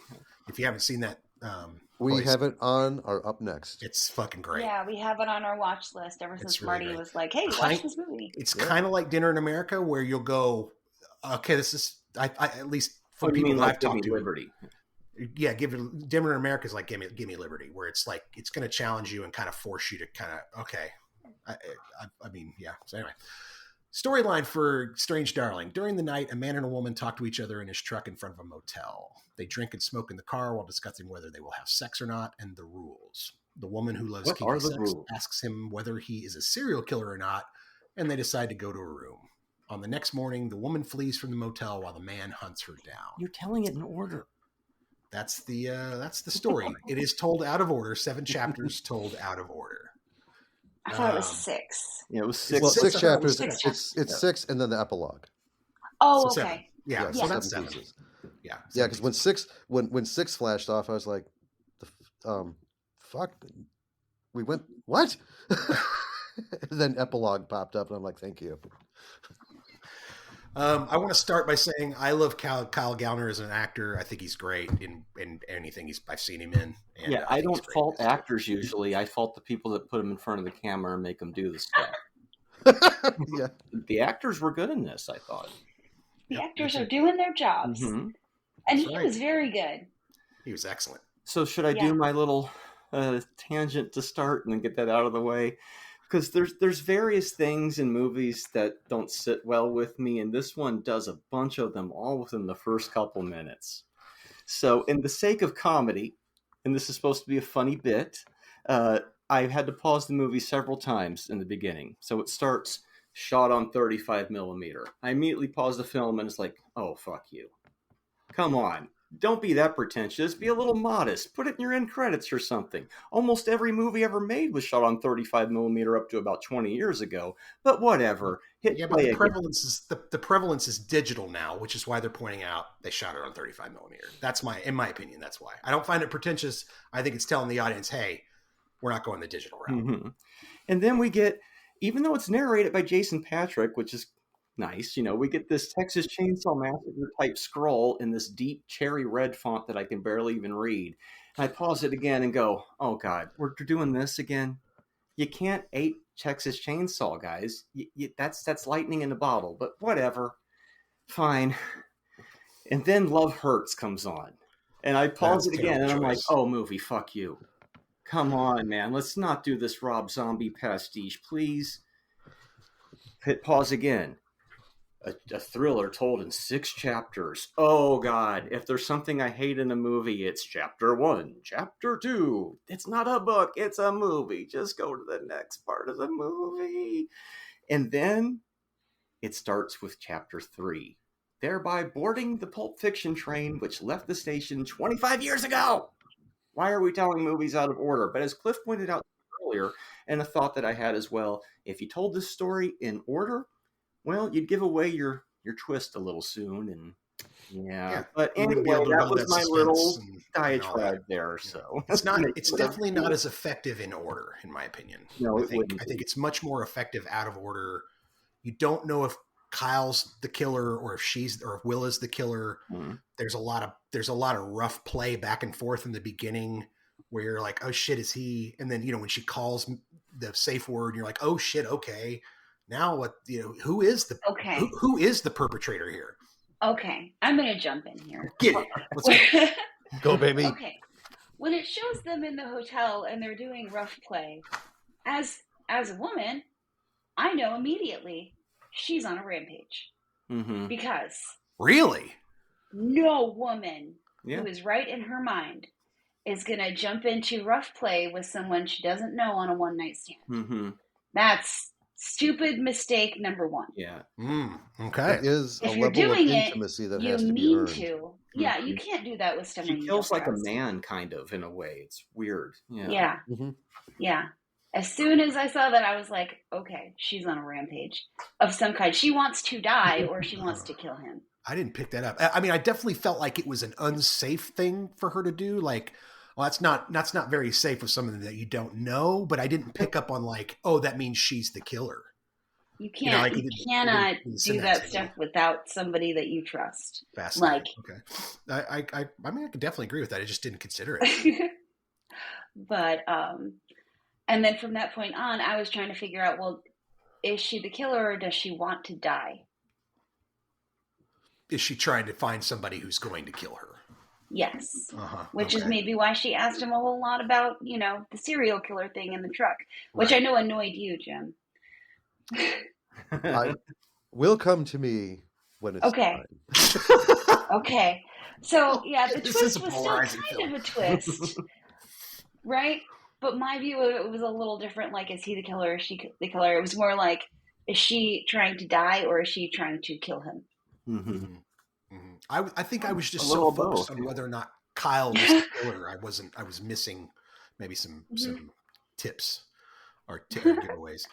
I'll say this about the text scroll. I don't think just because it's a text scroll, it's fucking Texas Chainsaw Massacre. Well, getting in the freezer is. But I absolutely hate having a text scroll read to me. Yeah. Imagine if they'd done that shit with Star Wars, where it's like A New Hope. You'd be like, oh God, no, please don't. So, like, this movie to me is like a lot of great choices with some bad choices. Like, there's a lot of good things that this movie does that's a lot of fun to watch, and there are some things that you're just kind of like, fucking trope, dude, or a little too easy, man. But I have to say, unlike Marty, this was a relief to watch because I watched it after Give Me Liberty, and I was just like, oh, okay. Well, I mean, it's just a straight up serial killer told out a sequence. That's good. Woo, thank goodness. No anxiety here. Yet they were trying to create anxiety. Yeah. I think the horror movie that I'm watching is not giving me the same anxiety that the fucking comedy that I just watched was giving me. Mm-hmm. Mm-hmm. Yeah, I feel that. The fuck? Anyway. Well, like I was saying, you watch movies just because an actor is in it you liked, and that's why we picked this one. And I enjoyed Kyle's performance. I enjoyed Willow's performance. I just didn't care for the movie that they were in. I was like, oh, they're chewing it up. Even Ed Begley and Barbara Hershey are having fun. I fucking love the hippies. That was some of my favorite shit in the movie was the two of them drinking whatever tea that was and then making a giant Can we talk about the breakfast? That's really the only thing worth talking about. Yeah. That fucking breakfast. What's wrong with people who make a breakfast like that? Wow. Nothing. What? Oh my God. I'm watching this. I see a stick of butter hit that pan. And my first, whole fucking stick of butter. That was the most shocking thing so far in the movie. Actually, out loud, are they going to cook something in all that fucking butter? It's a note. One of my notes is a whole fucking stick of butter. Yeah. God damn, a whole stick of butter. Hell yeah. And more with jam. These people are high as fuck. I have a whole That was my note. at breakfast. And when we paused it, I looked at Danny. I'm like, there is no fucking way they could eat like that every day and be that old. There is not. Oh my God. I felt like stomach cramps watching that get put together. And then when he served it up, I'm like, no shit, that is actually what he's doing. Mm-hmm. Apparently, audiences went nuts in the theater when that breakfast was made. So it's fucking hilarious because it's so ridiculously It overdone. It's what a high person would do, because you're like, I'm fucking stoned, man. I'm so hungry, and you would make 6 eggs and 3 pancakes and 6 sausages. You wouldn't eat it all, whipped cream, but you whip cream and some jam on it and shit. Why not? Because that's what that's what you do when you're high. Is you mix flavors together. That's how kids came up with Flamin' Hot Cheetos and nacho cheese to dip it in. Because those little high school fuckers were stoned and they were like, oh, what happens if I take these Flamin' Hot Cheetos, stick in this cheese sauce? Oh man, that's delicious. And you go to any high school football game, they sell that shit like hotcakes. Its only existence is so Willa's character could have some energy. She scarts a bunch of it down, Yeah, that's true. And we get our weird jigsaw puzzle game they're playing as well. Oh, with Scott Baio. Oh my God, we're not into Scott Baio. It's just the puzzles they have. Yeah, it's so good. That's the part that really stuck out at me is that breakfast. Like, forget the rest of the movie. What's going on there? Yeah. That breakfast was very troubling to me. Ed Begley and Barbara Hershey struck because I don't pay attention to what was going on with the credits and stuff. We're getting situated and same. And then text. Okay, I'll read it. But when they popped up, I was like, holy shit, this is awesome. Because I love both these guys. Friends of the filmmakers, probably. Yeah. And their whole house, the set of their house was just really, really fascinating to me. There was always something to look at in that house. Yes. Yeah. It was a great. I imagine that's somebody's house. Like they didn't just build that in the middle of the fucking woods for whatever reason. That had to have been somebody's house up in the Northwest that they got permission to shoot in. It was a dope house. It's so cool. I would live there. Did you think it was a period piece? It wasn't. But for a while there, I was thinking, is this supposed to be set in the past? No, it's because when it opens, he's chasing her down in that brand new truck, so that you date it right away. I think it's the Pinto that got me, and I thought it's the Pinto. Yeah, she's driving that Pinto. She's driving that perfect classic Pinto. Yeah. As we learned from Top Secret a few weeks ago, shouldn't that Pinto explode at the slightest? It really should. So, and that's I'll say this. I really like the opening of the movie. It starts car chase. He hits the brakes and then grabs that gorgeous lever action rifle and fires it. Jumps right in, and she swerves off the road, and then we follow her into the woods. And all I can think of is you're wearing red, so you'd better get as far the fuck away as you can because you're in a green forest. And what does she do? She immediately finds some hobo's stash and drinks a shitload of vodka. I know. She looks like she just escaped from The Handmaid's Tale. Yeah, and running through a forest. Yeah, and smokes a fucking cigarette. Stops to smoke a cigarette, the first of many that we see smoked, and then takes off running again. So it's almost like she wants him to follow her. Like when you look back and you realize she's the killer, it's like, oh, she's doing that because she wants him to follow her. And I love that freeze at the beginning where she's running and they freeze and you realize her fucking ear's been ripped off, and it looks like it's been like. When they're making out in the hotel a little bit later, I'm convinced he's going to bite her fucking ear off. I'm convinced that's what's going to happen. Because it looks like it's been chewed or bitten off, right? I did at one point what you're talking about when he was doing the pinchy bit with her ear. Right. I thought, misdirection. Okay, I'm sure I figured out where this is going, but now. Is he got a thing? He's just gonna rip that shit off like Conan and Bacon style. Just and then he goes down. He's kissing on that ear a little bit later, and I thought he's gonna fucking bite that fucking ear right off. He's just gonna, and here comes the savage out of him, And I did think it was weird that some chapters were like a minute long, and then the other chapters like 20 minutes long. That was a little jarring. I felt like it was paced good. Go ahead, Danny. Sorry. I think it was paced good. The one thing that really seemed to stick out at me as I was watching it is the first movie, or the first the half-ish of the film, seems really like meticulously and artistically shot. Mm-hmm. Yeah.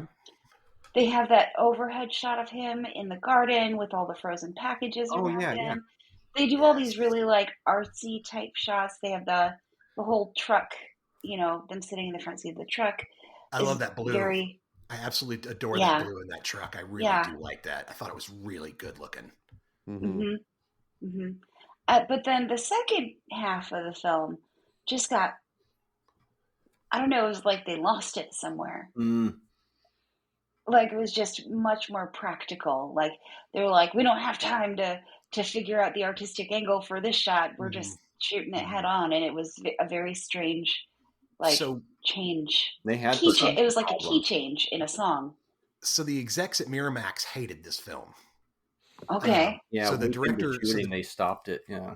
So this is Giovanni Ribisi is the cinematographer on this film. It's his first film he's ever he's ever shot. The JT Molnar is there, and he's sending dailies back to the executives, and the feedback they're giving him is, we hate everything that you're sending us. Fire Willa, she's terrible. Fix this immediately, right? And so he gets it done. He soldiers on, gets it done because at one point they shut production down on him, and his producers went to Miramax and said, "We've already fucking spent millions of dollars. You're just going to throw money away. Let us finish the production. We demand that you let us finish. We'll take you to fucking court over it." Miramax said, fine. Let him finish the picture. And then Miramax hired a fucking editor behind the director's back and had it edited in a linear fashion and said, that's what we're going to release. And JT said, fuck you. My contract says I get one screening in front of an audience with my cut. And he said, I'll make you a deal. If the audience doesn't like that cut, we'll go with your cut. And so apparently 30 minutes into the movie, somebody in the audience screamed out, "This fucking bitch is crazy!" And the whole audience was just like lost their shit. And the reception of the movie was really good. And Miramax backed off and let him do the movie his way. You have to do it that way because if you tell it linear, it's going to be boring. Yep. Yeah, you have to. You don't have a choice. Yeah. The suspense and the buildup of who is the killer and how that's going to happen is a big part of the movie. And if you tell it linear, you fuck that all up. That's it's just oh, sorry, go ahead. Well, I don't know, is it my turn? Go ahead. I have some feelings. Please I'd like to share in this safe space. It's not safe, but go ahead. Okay, so I feel like Marty was speaking for me when he started out. Let's talk about music real quick. I will sum it up. This is tied as the worst music in a movie with Sleepless in Seattle. I love the movie, but the music disjointed me so much. And this stuff, I know it was trying to be artsy. It was trying to be, I don't even know what the words for it would be, but it immediately turned me off. I saw it coming and I was right. The whole way through was just not great. I also don't like scrollers. Now with Star Wars, when I was a kid, it was super big and super slow. I don't mind it, but I just don't want fucking read to me. I can read. Well, yeah, I don't want it read to me at all. Yeah, but I read much faster than people talk. Exactly, and it's annoying to get ahead and have to hear you. Yeah. Yes, exactly. Well, and I'm dyslexic. So if I'm not on the same page or the same word as this guy, I'm trying to process the words. And I got someone shouting in my ear, right? Yeah, so, that must be really annoying. Yeah, but that's like a small piece. That's a small piece. I usually absolutely hate movies presented out of order for the sole reason, Pulp Fiction, bam, 1 in probably 5,000 attempts at it actually do it well, and it actually feels like it serves the story. Like you said, if they did this in linear order, it would burn the twist. To me, that was bad writing from day one. Your twist should be able to survive anything, any presentation, because we get, and I know, I'm just thinking back to like days of Adult Swim when they're making fun of Sixth Sense and as they call them, M. Light Shamalama Ding Dong. If you tell Sixth Sense in a different manner, it doesn't work, right?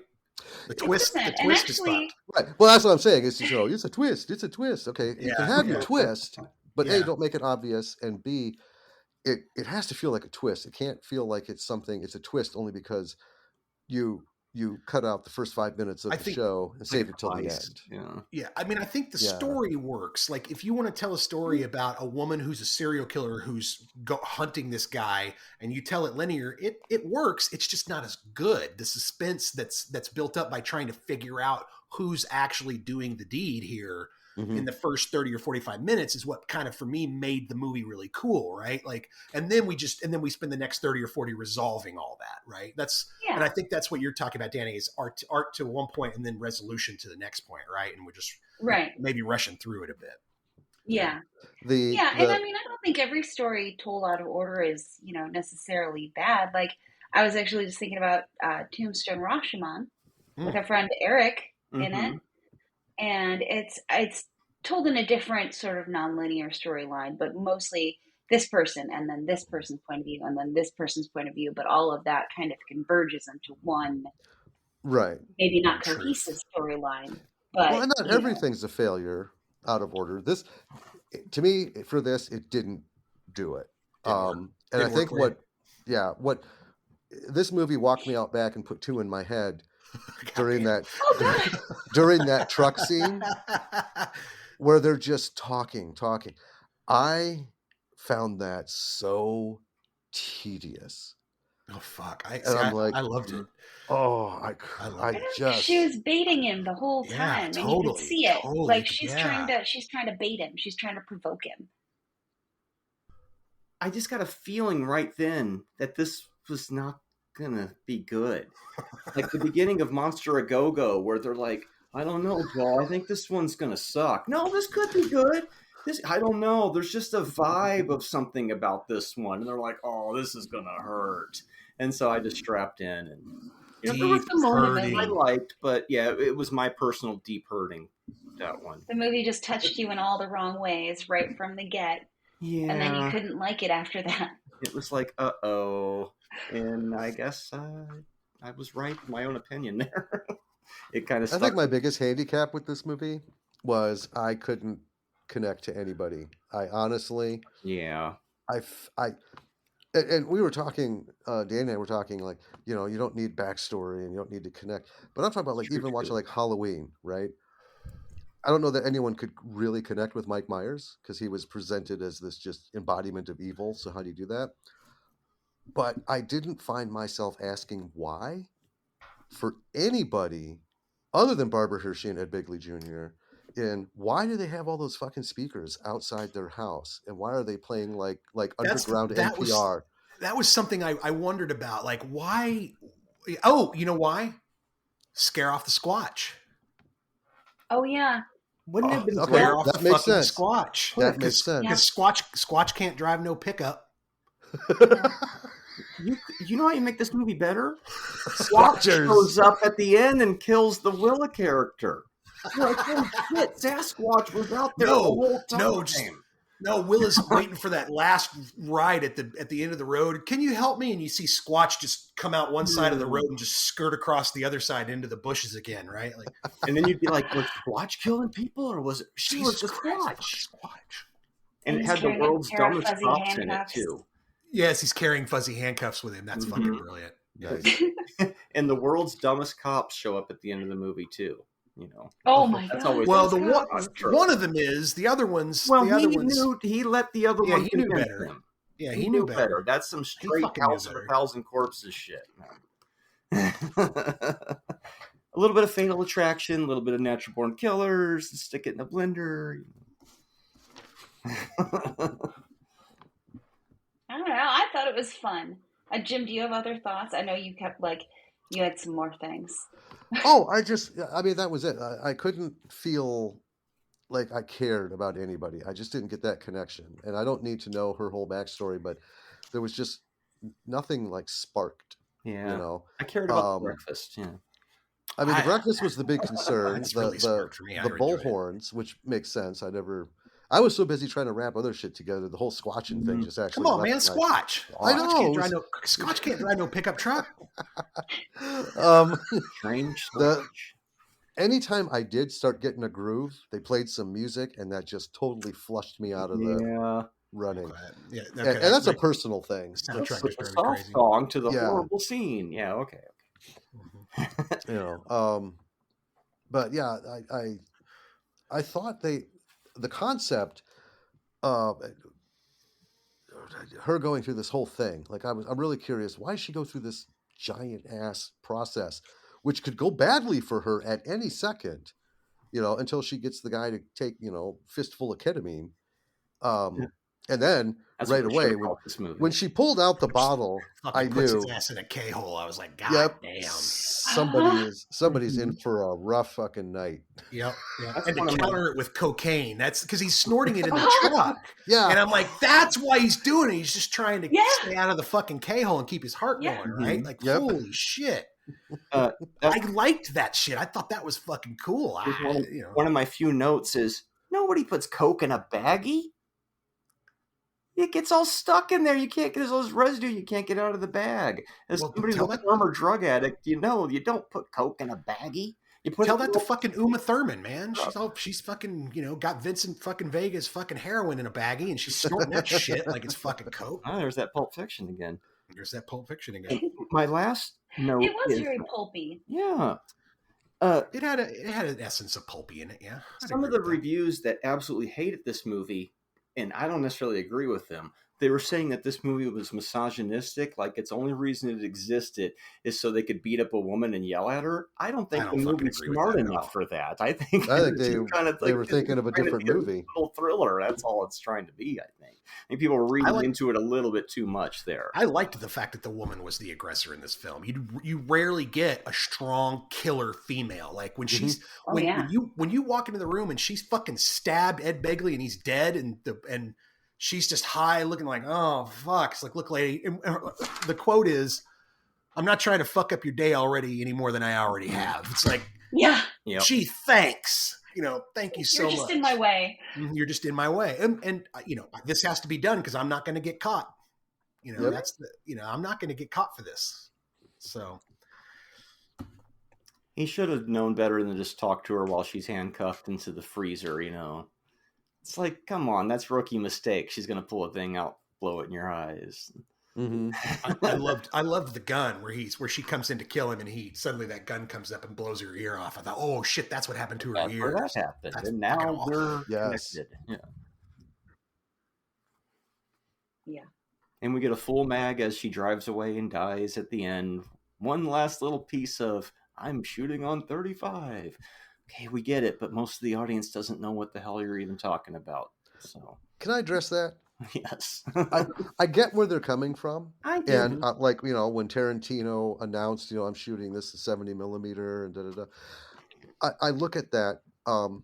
Because we had met someone through the podcast, Julia Marchese, she works at like the Hollywood Cinema and has met all these people. She did a documentary about the where film is going, basically is dying. Knowing all these people from Hollywood, she had a whole stack of like old shit on 35 millimeter, and it was just rotting. So it's now at the National Archives. Good. They're restoring it, taking care of it. My whole thing is, in a movie theater, I would be all about that. But when I see something like that and I'm watching it on my fucking television, it's like, I get what you're saying. You shot on 35 millimeter, and God bless you for sticking to the craft and pushing that media. But on this end of it, you could have, shot it on your kid's Fisher Price. It is going to mean jack shit to me because it's digitized anyway. And it's gotten to the point too where you can't tell as much too. The question is it's like Give Me Liberty. Give Me Liberty, you could see like some of that was shot on film. They talk about, hey, we shot some of this on film. Right. You know why? Because there are several camera and film techniques that they intentionally used in that film that you can't fucking do on digital. Oversaturation, under crank, all these different things that you can kind of do them on digital, but they don't fucking look right. They just don't look if you really have the eye to catch it, right? Yeah. And look, I think it's awesome that they shot this on 35 millimeter. I think it lends a look to the film. Mm-hmm. However, if they didn't put it out on fucking 35 millimeter prints in theaters, like you said, it's going to some sort of digital cinema package and it's being digitized. So kind of what's the, I see what you're saying. If there's a bit of a, like, especially in the theater, what's the fucking point, right? Because you're going to watch it on some Blu-ray digitized something in your home. Eventually. I don't know any theaters that use 35 millimeter anymore. They can't. Remember, they all use digital projectors. They can't. Yeah, the distributors don't. The distributors don't. So that, funny enough, I ran a movie theater and it closed due to the conversion to digital. So, and in fact, I'm in a documentary about that. That played on PBS. Julia's documentary had that. It's the same thing.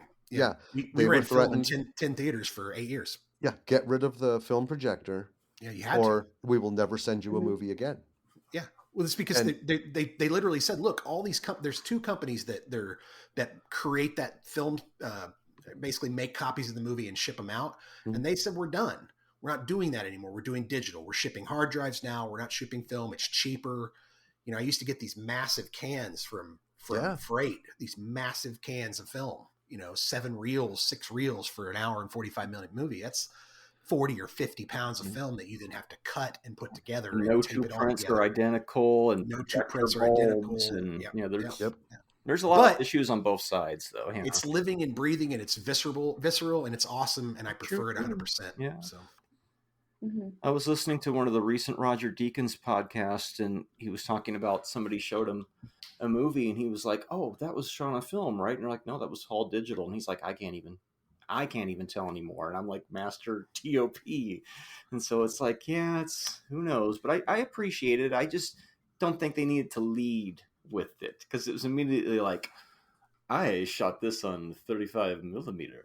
And I'm like, just show me the movie, man. It's if that, that's not the most important thing of your film, is it? I don't know. I mean, it's a $4 million film, $4 million budget, shot on film. Ooh. Which means they probably spent $500,000 on stock alone to fucking shoot. I think Give Me Liberty looked better. You know, so I just think it's a balls move. Like, and that's why you tell people up front. You're like, look, I put my balls on the table here. I shot this on fucking 35 millimeter. Paid off for him, Cliff, right? I didn't get about it. Yeah. We watched it. The movie's got like a 96 on Rotten Tomatoes. Does it really? Wow. It made its impact. So I guess they pulled it off. They're getting away with it, right? Isn't that what you always say? Art is Andy Warhol says art is getting away with it. So, and I think Strange Darling gets away with it. So I think well, she almost got away with it, but then she got shot because she was in Texas, I believe, where they just pull out the gun and boom. Everybody's armed. Now, was she trying to pull out a weapon and thinking not to as she was dying, or was she just gesturing? What do you think?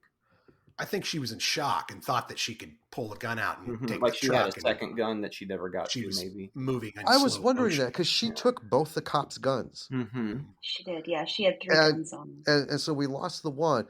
But as it was happening, I think, to me, she was in such a state of disbelief. Oh, yeah, she saw herself. That this is it. Mm-hmm. This is it. She knows wherever this woman's going, she isn't going to live. Mm-hmm. Yeah. And she's just literally in shock. And, so, and that, having experience with people in that situation, they do repetitive movements and it just doesn't make sense, but something's locked in their head and physically they just can't, because the look on her face, and this was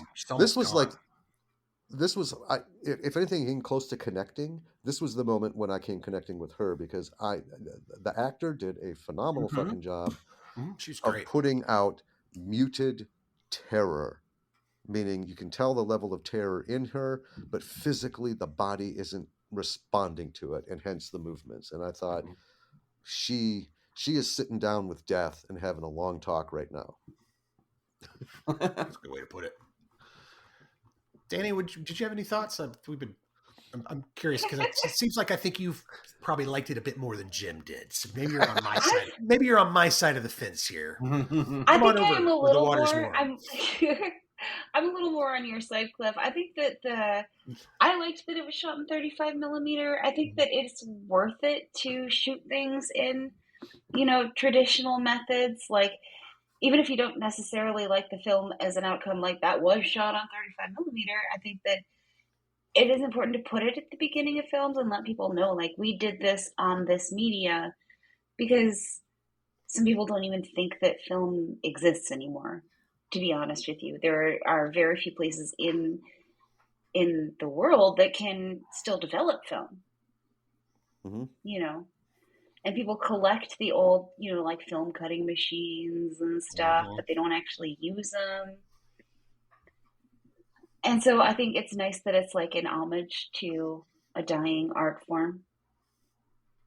You know? Yeah. I hate that. Well, I used to shoot black and white film, so I've got an old 1962 camera I'm staring at, and I love shooting black and white, but I've always bitched you can't shoot black and white on digital because there is no such thing as true black and white. It's just removal of color, and the color, all of it's wrong.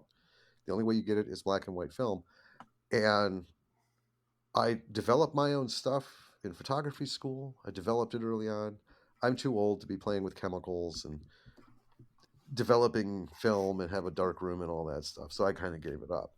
But I do admire that they did shoot it in 35 millimeter. I guess I've seen these things before, and the problem is in the digitization process, color correction, they take it and make it like same. It's like we've talked about Netflix. You know a Netflix movie or series when you see it because it smells the same, it looks the same, the reds are the same kinds of reds, the depth of field is the same kind of depth of field. It's just cookie cutter stuff. And I felt like I didn't get, and I wasn't looking real hard because I'm trying to watch the story, but I just didn't get that, I guess, that benefit. It just, it's flattened on a digital screen, period. Okay. So I think that worked against them. Interesting. There's a story that the director was talking to his production designer, who's a pretty experienced production designer, and they went to see Lost Highway together. They got out to the northwest and they were checking locations and talking about production. They went to see Lost Highway together, and he was saying, you know, how do they do that? How do they stick to their guns and keep the look of the film consistent throughout? And he said they talked about primary colors and he saw blues and reds and blacks in the movie, but no tertiary colors. And, you know, and she said, well, you got to fucking be super disciplined. You have to be super fucking disciplined.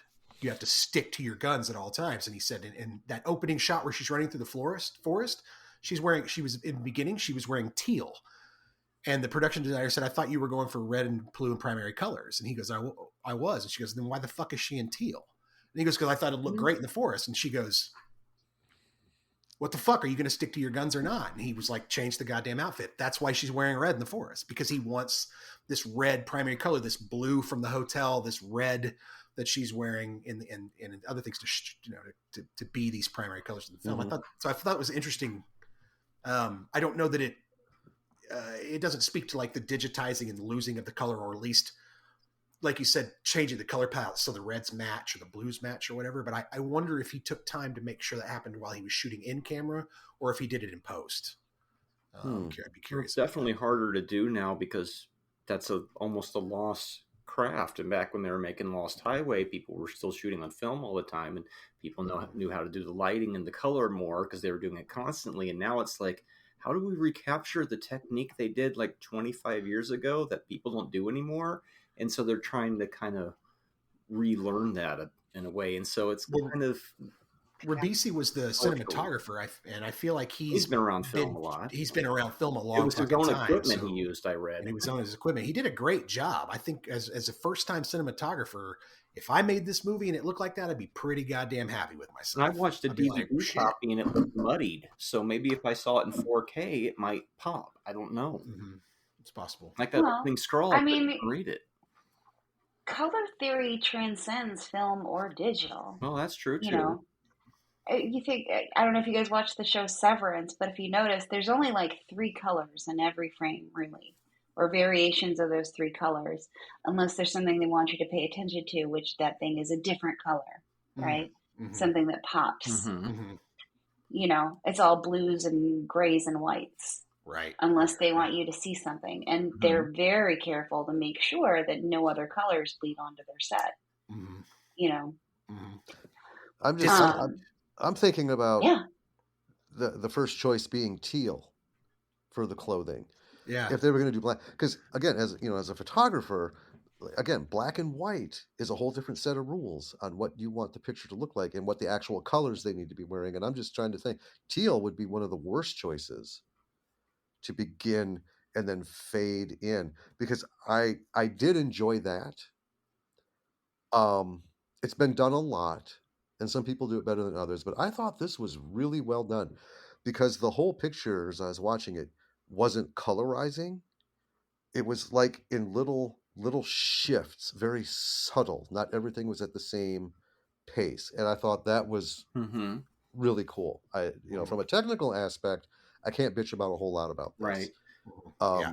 And both films, technically, you have to kind of bitch about story or logic or something like that, because they're both really well made. And both go to black and white at certain points, which was very true. Unusual. There we go. Yeah. Mm-hmm. What did you guys think of the titles The Demon? Oh, I love Lady. that shit. I love that shit. That caught me straight away, and I loved it. Because she says, sometimes all I see are demons. Oh, and it's like you're the demon. Mm-hmm. Yep. That's why she's trying to kill him. Yeah. I liked that. I fucking loved that. I thought that was smart. It was, in the beginning, it was nothing. It's just like, it didn't make any sense. Yeah. Well, it was actually, you're pulling a page out of Tarantino's book. You don't get a first and last name. You're just the fucker and the guy, right? And that's all he has time for. Yeah, and that's how he wrote it, and that's how he's presenting it. So yeah, when she's that whole bit, I see demons. Whew. I like that. Now I understand. Zoom. Yes. Yeah. Yeah. I mean, I want to actually talk a little bit more about the color theory, because there are a lot of hints in the beginning of this movie if you pay attention to who's who, So we start out with her. She's wearing red. Red is typically the color associated with, bad guys while she is running, right? And then we jump to them in the truck, and the truck interior is blue. It's his truck. It's his space. It's, calming. It's calming. It's and the hotel light. It is, but she looks wrong in the truck, right? Yes. All her colors are wrong in that blue light. You're right. Yeah. Mm-hmm. Yeah. Yeah, her hair is wrong. Her clothes are wrong, but she's dressed like she's on the hunt. And she is asking, like women dress up when they go out to, they dress up for what they're doing, right? She's on the hunt. And she's controlling the whole narrative between them. He is just following her. Yeah. Right? Yeah. And so there are all these hints, and then she's in the hotel room. She goes into the bathroom, and the light's red while she's in there.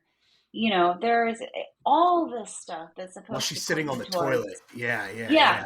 That's supposed to put you towards subconsciously what she's doing, and I just thought there were a lot of things that were clever, but also very classic moves for them to do that might have even come off as tropish, like, oh, they're overdoing it with this. Why is everything, washed in red? It's just, some weird choice. But they were doing it intentionally, and they were doing it basically by the book, right? Yeah, but if you think about it, and then just doing the chat, and then just moving the chapters around to build to change the suspense and kind of make you guess on what the real motive is, or who the real. Yeah, and then kind of jumping between those different chapters made it into more of a fun ride than I think it would have been if it were told in order. Completely agree. Yeah. And I really liked when he was going through the house, and that she's in a box of some kind, right? You can see the little bit of silver behind her, but you don't really know where she is. And he's going, here, kitty, kitty, and he's, shooting the box and then opening it up, right? Yes. And that's not necessarily like the behavior of a serial killer. It's scary what he's doing, but a serial killer isn't going to try and kill the person before they open the box. They want to see the person die. Yeah. Right. Yeah. So there are like all these contextual clues that they give you, but they're all very subtle. And I really liked that sequence, him going through the house and shooting the boxes before opening them. And I was like, he's scared of her. He's very scared of her. Yeah. Yeah. It's interesting. So we've been watching Andor season 2, and they had an interview with the actor who plays Dedra, and to play her part, she studied up on women psychopaths. And she said that what most people have found is a woman psychopath actually is less likely to do the killing, but more likely to get someone else to do it. Sure. Right. And but has to be very close to that whole thing. And I didn't learn that before this, but it made me think about it. Where this was more than just I guess one thing I liked about the character is she just wasn't a psychopath. We don't know what damage and when it started, but there's still something I don't have the answer to. Like I said, why the elaborate? Seems like a whole lot of work for very little payoff. Especially at one point, you're missing an ear, you got a fucking hole in your shoulder. It just gets worse from there. She gets the shit kicked out of her in this movie for sure. But she doesn't stop. No, she doesn't stop. You can see she has that immediate switch that she flips. I'm the victim. She's having the thrill of her life. Yeah, just bullshits everybody into helping her in a heartbeat. And then, they're sorry that they did. Can you help me, please? It's like, oh, no, get the fuck away from me. I actually did think that could, if they wanted to market, that could be like on a T-shirt. Oh, yeah, easily. Could you help me, please? Easily. So two things that I had, the movie resolved them for me, sort of. But like, first I was like, why does he continue to chase her? Like, he's gotten away from her. She tried to put him in a K-hole. She tried to kill him. He's free. He doesn't have to go after her. Why is he going after her? Then we find out he's a cop. He's already been going after her. So it's like, oh, okay, that makes sense. And then later on, when he's in the house, why doesn't he just fucking kill her? Why not kill her and then call it in and go, look, I'm in a situation. Here's what happened. Right? Yeah. Because I mean, the forensic evidence alone is probably going to be in your favor. You didn't stab Ed Begley Jr. and we're still looking for Barbara Hershey. God knows where she is. So it's just like, why the fuck didn't you? And of course she shows up at the end, right? But it's like, why the fuck didn't you just kill her? Well, it's the character's morality. He's supposed to be, he thought he had killed her supposed before, to be the good guy. She's not dead. Well, she's handcuffed. She won't be a problem. I thought about that, but he does say, because I'm not fucking going away forever for you. Like, he does say that. I'm not fucking going down forever for this. He thinks he can do it by the book. Yeah, he thinks he can do it by the book. From a morality standpoint, I was trying to bring together Johnny Law and, a guy who was just nearly killed. How would the two react? Mm-hmm. But, he's an adulterer and he's an ex-drug addict and he's getting like into all this stuff. And I thought, dude, I don't know what's going on in your life, but this chick is way too much work, man. Why are you still here? Why are you even in that room? So I would have. Here you go. Relationships. Here's but she says it. She says it. Guys will do anything to get a piece. I mean, and that's she says, and he's like, "Oh, don't give me that shit." And it's like, no, look at you. Look where you are. Look at where you're still here. Yeah, he proves the point. And I'm like, maybe this is a little more rural than even we are, but god damn, what is wrong with this guy? But I think it works in that it helps perpetuate he's the bad guy. Mm-hmm. She's wacky as shit. He's just putting up with it so he can stick a knife in her. I mean, that's what I feel like they were going for. Mm-hmm. Mm-hmm. I love the red throughout the movie. At 50 minutes, we have an excellent diopter shot. God bless you, Giovanni Ribisi. I'm a big fan of a diopter shot. And at 50 minutes, we get a really good one. Like, you can't see the lens separation at all. It's very clean. It looks like they're both supremely in focus. Love it. I noticed that as well. Yep. And I'm a fan of those because I'm thinking when they first tried how we, here, how fuzzy and weird they were back in the day. Yeah, like 1/3 of the screen in between is just fuzzy as shit. And they're not in trying this to one. pull It was perfect. No, that was really well done. And on film, right? Yeah. Digital, I'm not so marveled at it because you can click. I mean, they sell shit like that in bundle packs for $50. That's the other big thing about saying it's on digital. It's like, look, I didn't have the luxury of just saying delete the take, we'll do another one. Delete the take, we'll do another one. Yes, I've got fucking 1,200 feet of film in that magazine in 10 minutes worth, and I've got so much film to work with. let's go. We got to get this. And I admire that for sure.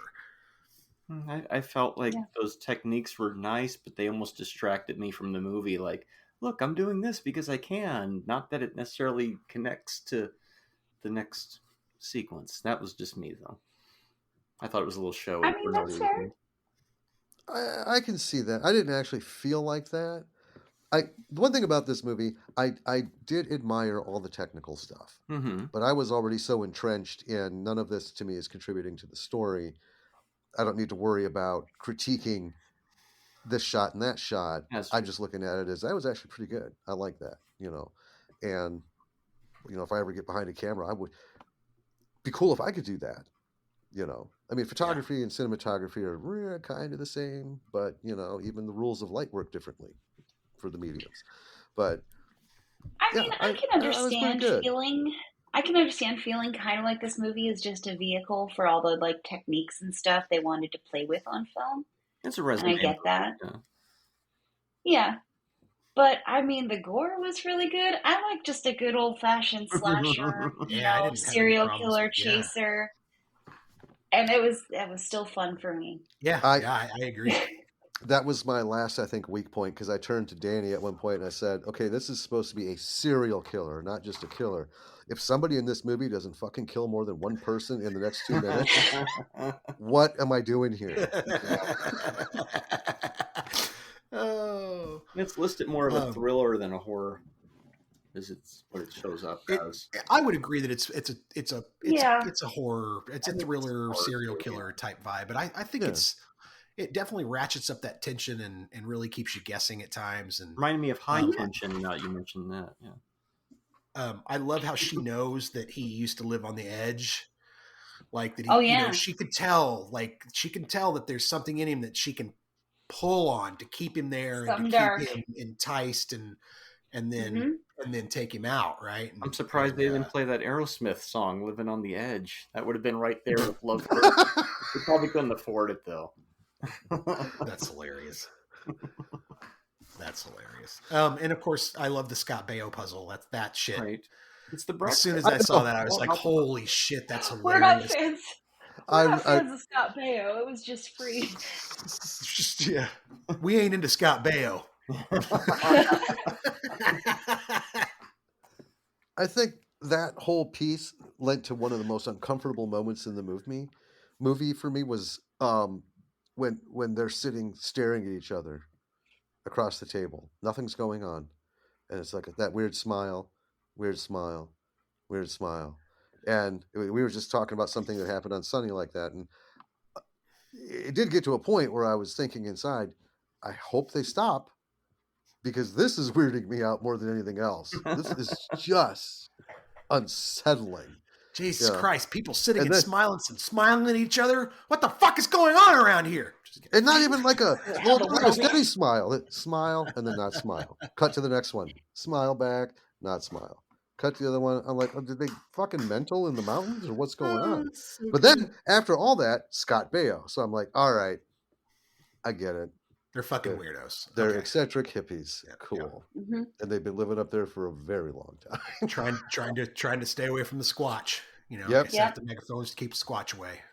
Trying to stay off the grid and keep the Squatch off their backs. That's right. Squatch can't drive no pickup truck. So, do you think that movies paid more attention to the color and the lighting back in the day than they do now on average? I do.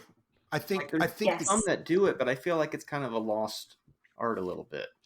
I do, and I think a lot of, especially the smaller films, the smaller budget films, they tend to shoot more natural light or just some fill or some key. They don't really, if you watch The Godfather, there's a reason that it says that, every frame of the film is a painting, right? Like they lit it that way. It was shot that way. It was intentional, very thought out. I don't think that they do that as much now. No, I will go back to black and white films. We didn't have color as an option, right? Even when color started coming out, everyone was coming from a black and white industry, and they absolutely had to pay attention to colors, right? There's whole volumes written about the series The Munsters and the nightmares they had, and then Gilligan's Island when it began. Everyone arguing don't wear that color on set. That's not going to show. And transitioning to color, I think a majority of people who understood it and were good at the black and white understood this as this is a new artistic medium. This is color, not colorized. It's color.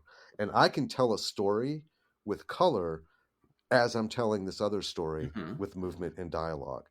And I do agree. I think over time we're losing that because so many directors would pride themselves on, oh, you notice that. Yeah. Every scene with him, there's this thing, or wears certain colors, or the color red starts as an earring and it spreads out, throughout the film.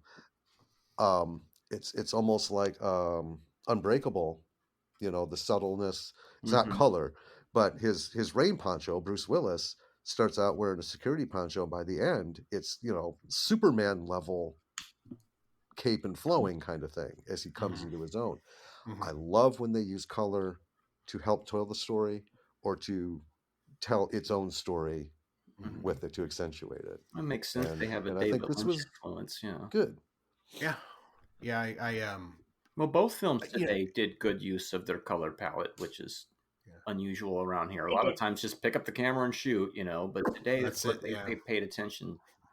Or they get into post and they start jacking with the LUTs so badly that you're just like, Jesus, God, that green just looks so fucked up, and like, oh. But anyway, so anybody else got anything on this one? I think I'm good. I do agree that Love Hurt song is so Tarantino, and it was better than like 31 or some of the other Rob Zombie films that it's aping. I thought so. The Munsters, for example. Oh, the Munsters! I wish they could have done better with that, but they did what they. It wasn't no goddamn Addams Family, that's for sure. Oh boy, Love Hurts is overused, but there's a reason it's overused. Is because it does sort of fit. It does fit, right? And every time you hear this song, you will think about her for the rest of your life. Yep. Isn't that what she says to him in the movie? That is exactly what she says to him. That's true too. He knows. He knows that's true. Yep. Yeah. It's like I'm gonna be dead here in a few minutes, so I don't have to think about that song anymore. Oh, and I don't for the Everly Brothers anymore. What do you give it, Marty? I give it 1.5. 1.5. Yeah. I knew it. Yeah, I knew it was gonna be pretty low. No, I could tell by the way you were talking about it. It was not gonna be good. Things to admire, though. But for me, I don't need to watch it again. Yeah. Watchability is a big factor for us. I'm glad I watched it's something that you can watch more than once for sure. Mm-hmm. If for the breakfast alone, I'm glad I watched it. So. Jim, what about you? I will give it 2 because I'm not ratting other than the music. The technical stuff was online, like Danny said. There was some really nice shots. Made me wonder, is that fucking frozen meat? what's going on? And I couldn't speak into that. I just couldn't figure out why she'd throw the frozen meat out like that. Like, why not hide it? Because it's a giveaway that you're in the freezer. Yeah, that's a whole separate part. That's in the 3 stars I didn't give. Gotcha. But yeah, technically, it was nice and clean. I always love clean, and the stuff that they did, they tried it. I think it worked. So I'll give them that. For what they did get. Danny, what about you? I'm going to say 3.5. I don't think it was a masterpiece of a film, but I think it was solid. I think 3.5 is a good score, and I don't know. I enjoyed it. I thought it was a lot of fun. I am right there with you. I cannot give it 4 stars because I have some very good movies that are, to me, 4 and above. You're starting to talk serious classic. But 3.5 is something eminently rewatchable, something that you can kind of pull something from that looks good and that type of thing. And I think this movie, for what it was trying to do, it did a pretty fair job of it, especially for $4 fucking million. That was quite a shock when I found out that's how much money they spent on it.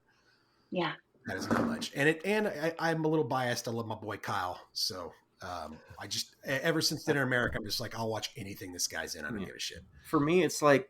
They used to make movies on 35 millimeter for $4 million all the time that were equal quality to this, so it doesn't really stand out too much to me.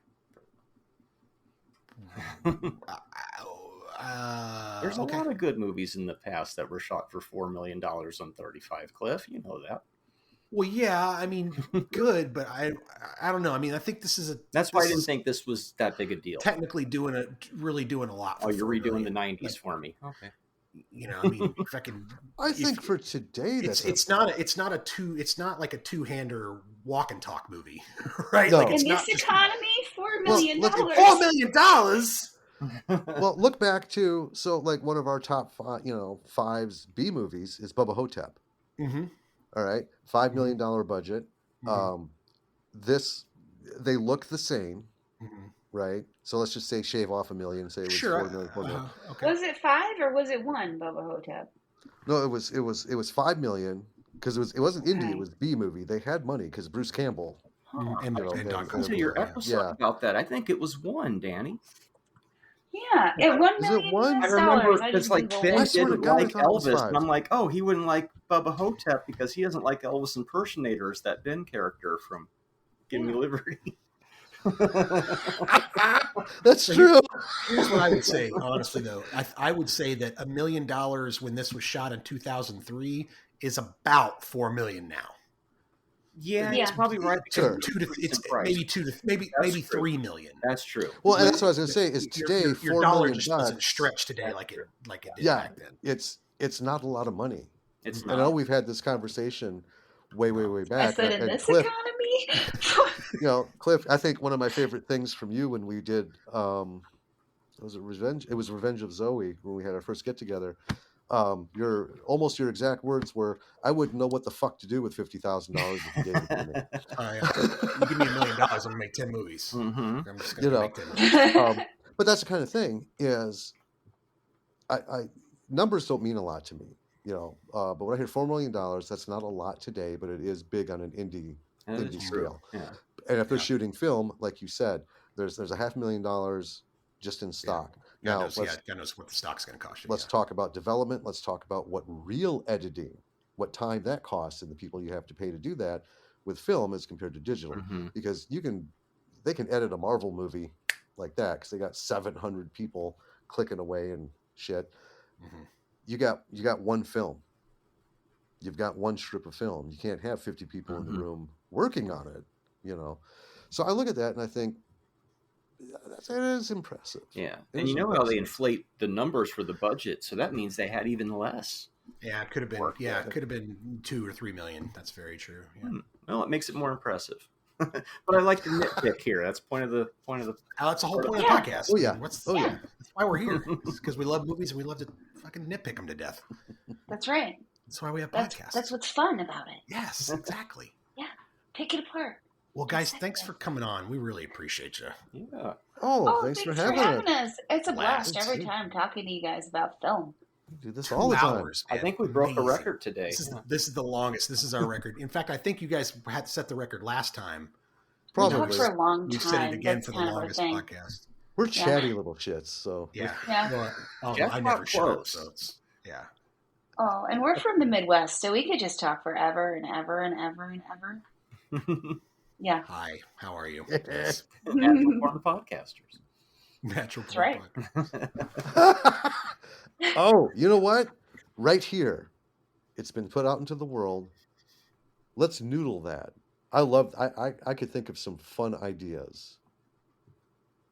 Natural Born Podcasters. We could bring some stuff together. Mm-hmm. Oh yeah.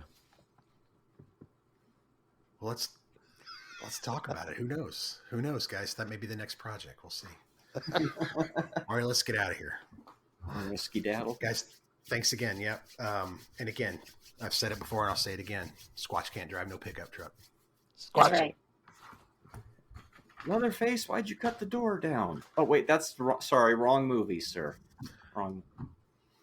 And there we are. See ya. Don't miss an episode. Make sure you subscribe to the podcast, like us on YouTube, or give us a 5-star rating on the podcast app of your choice.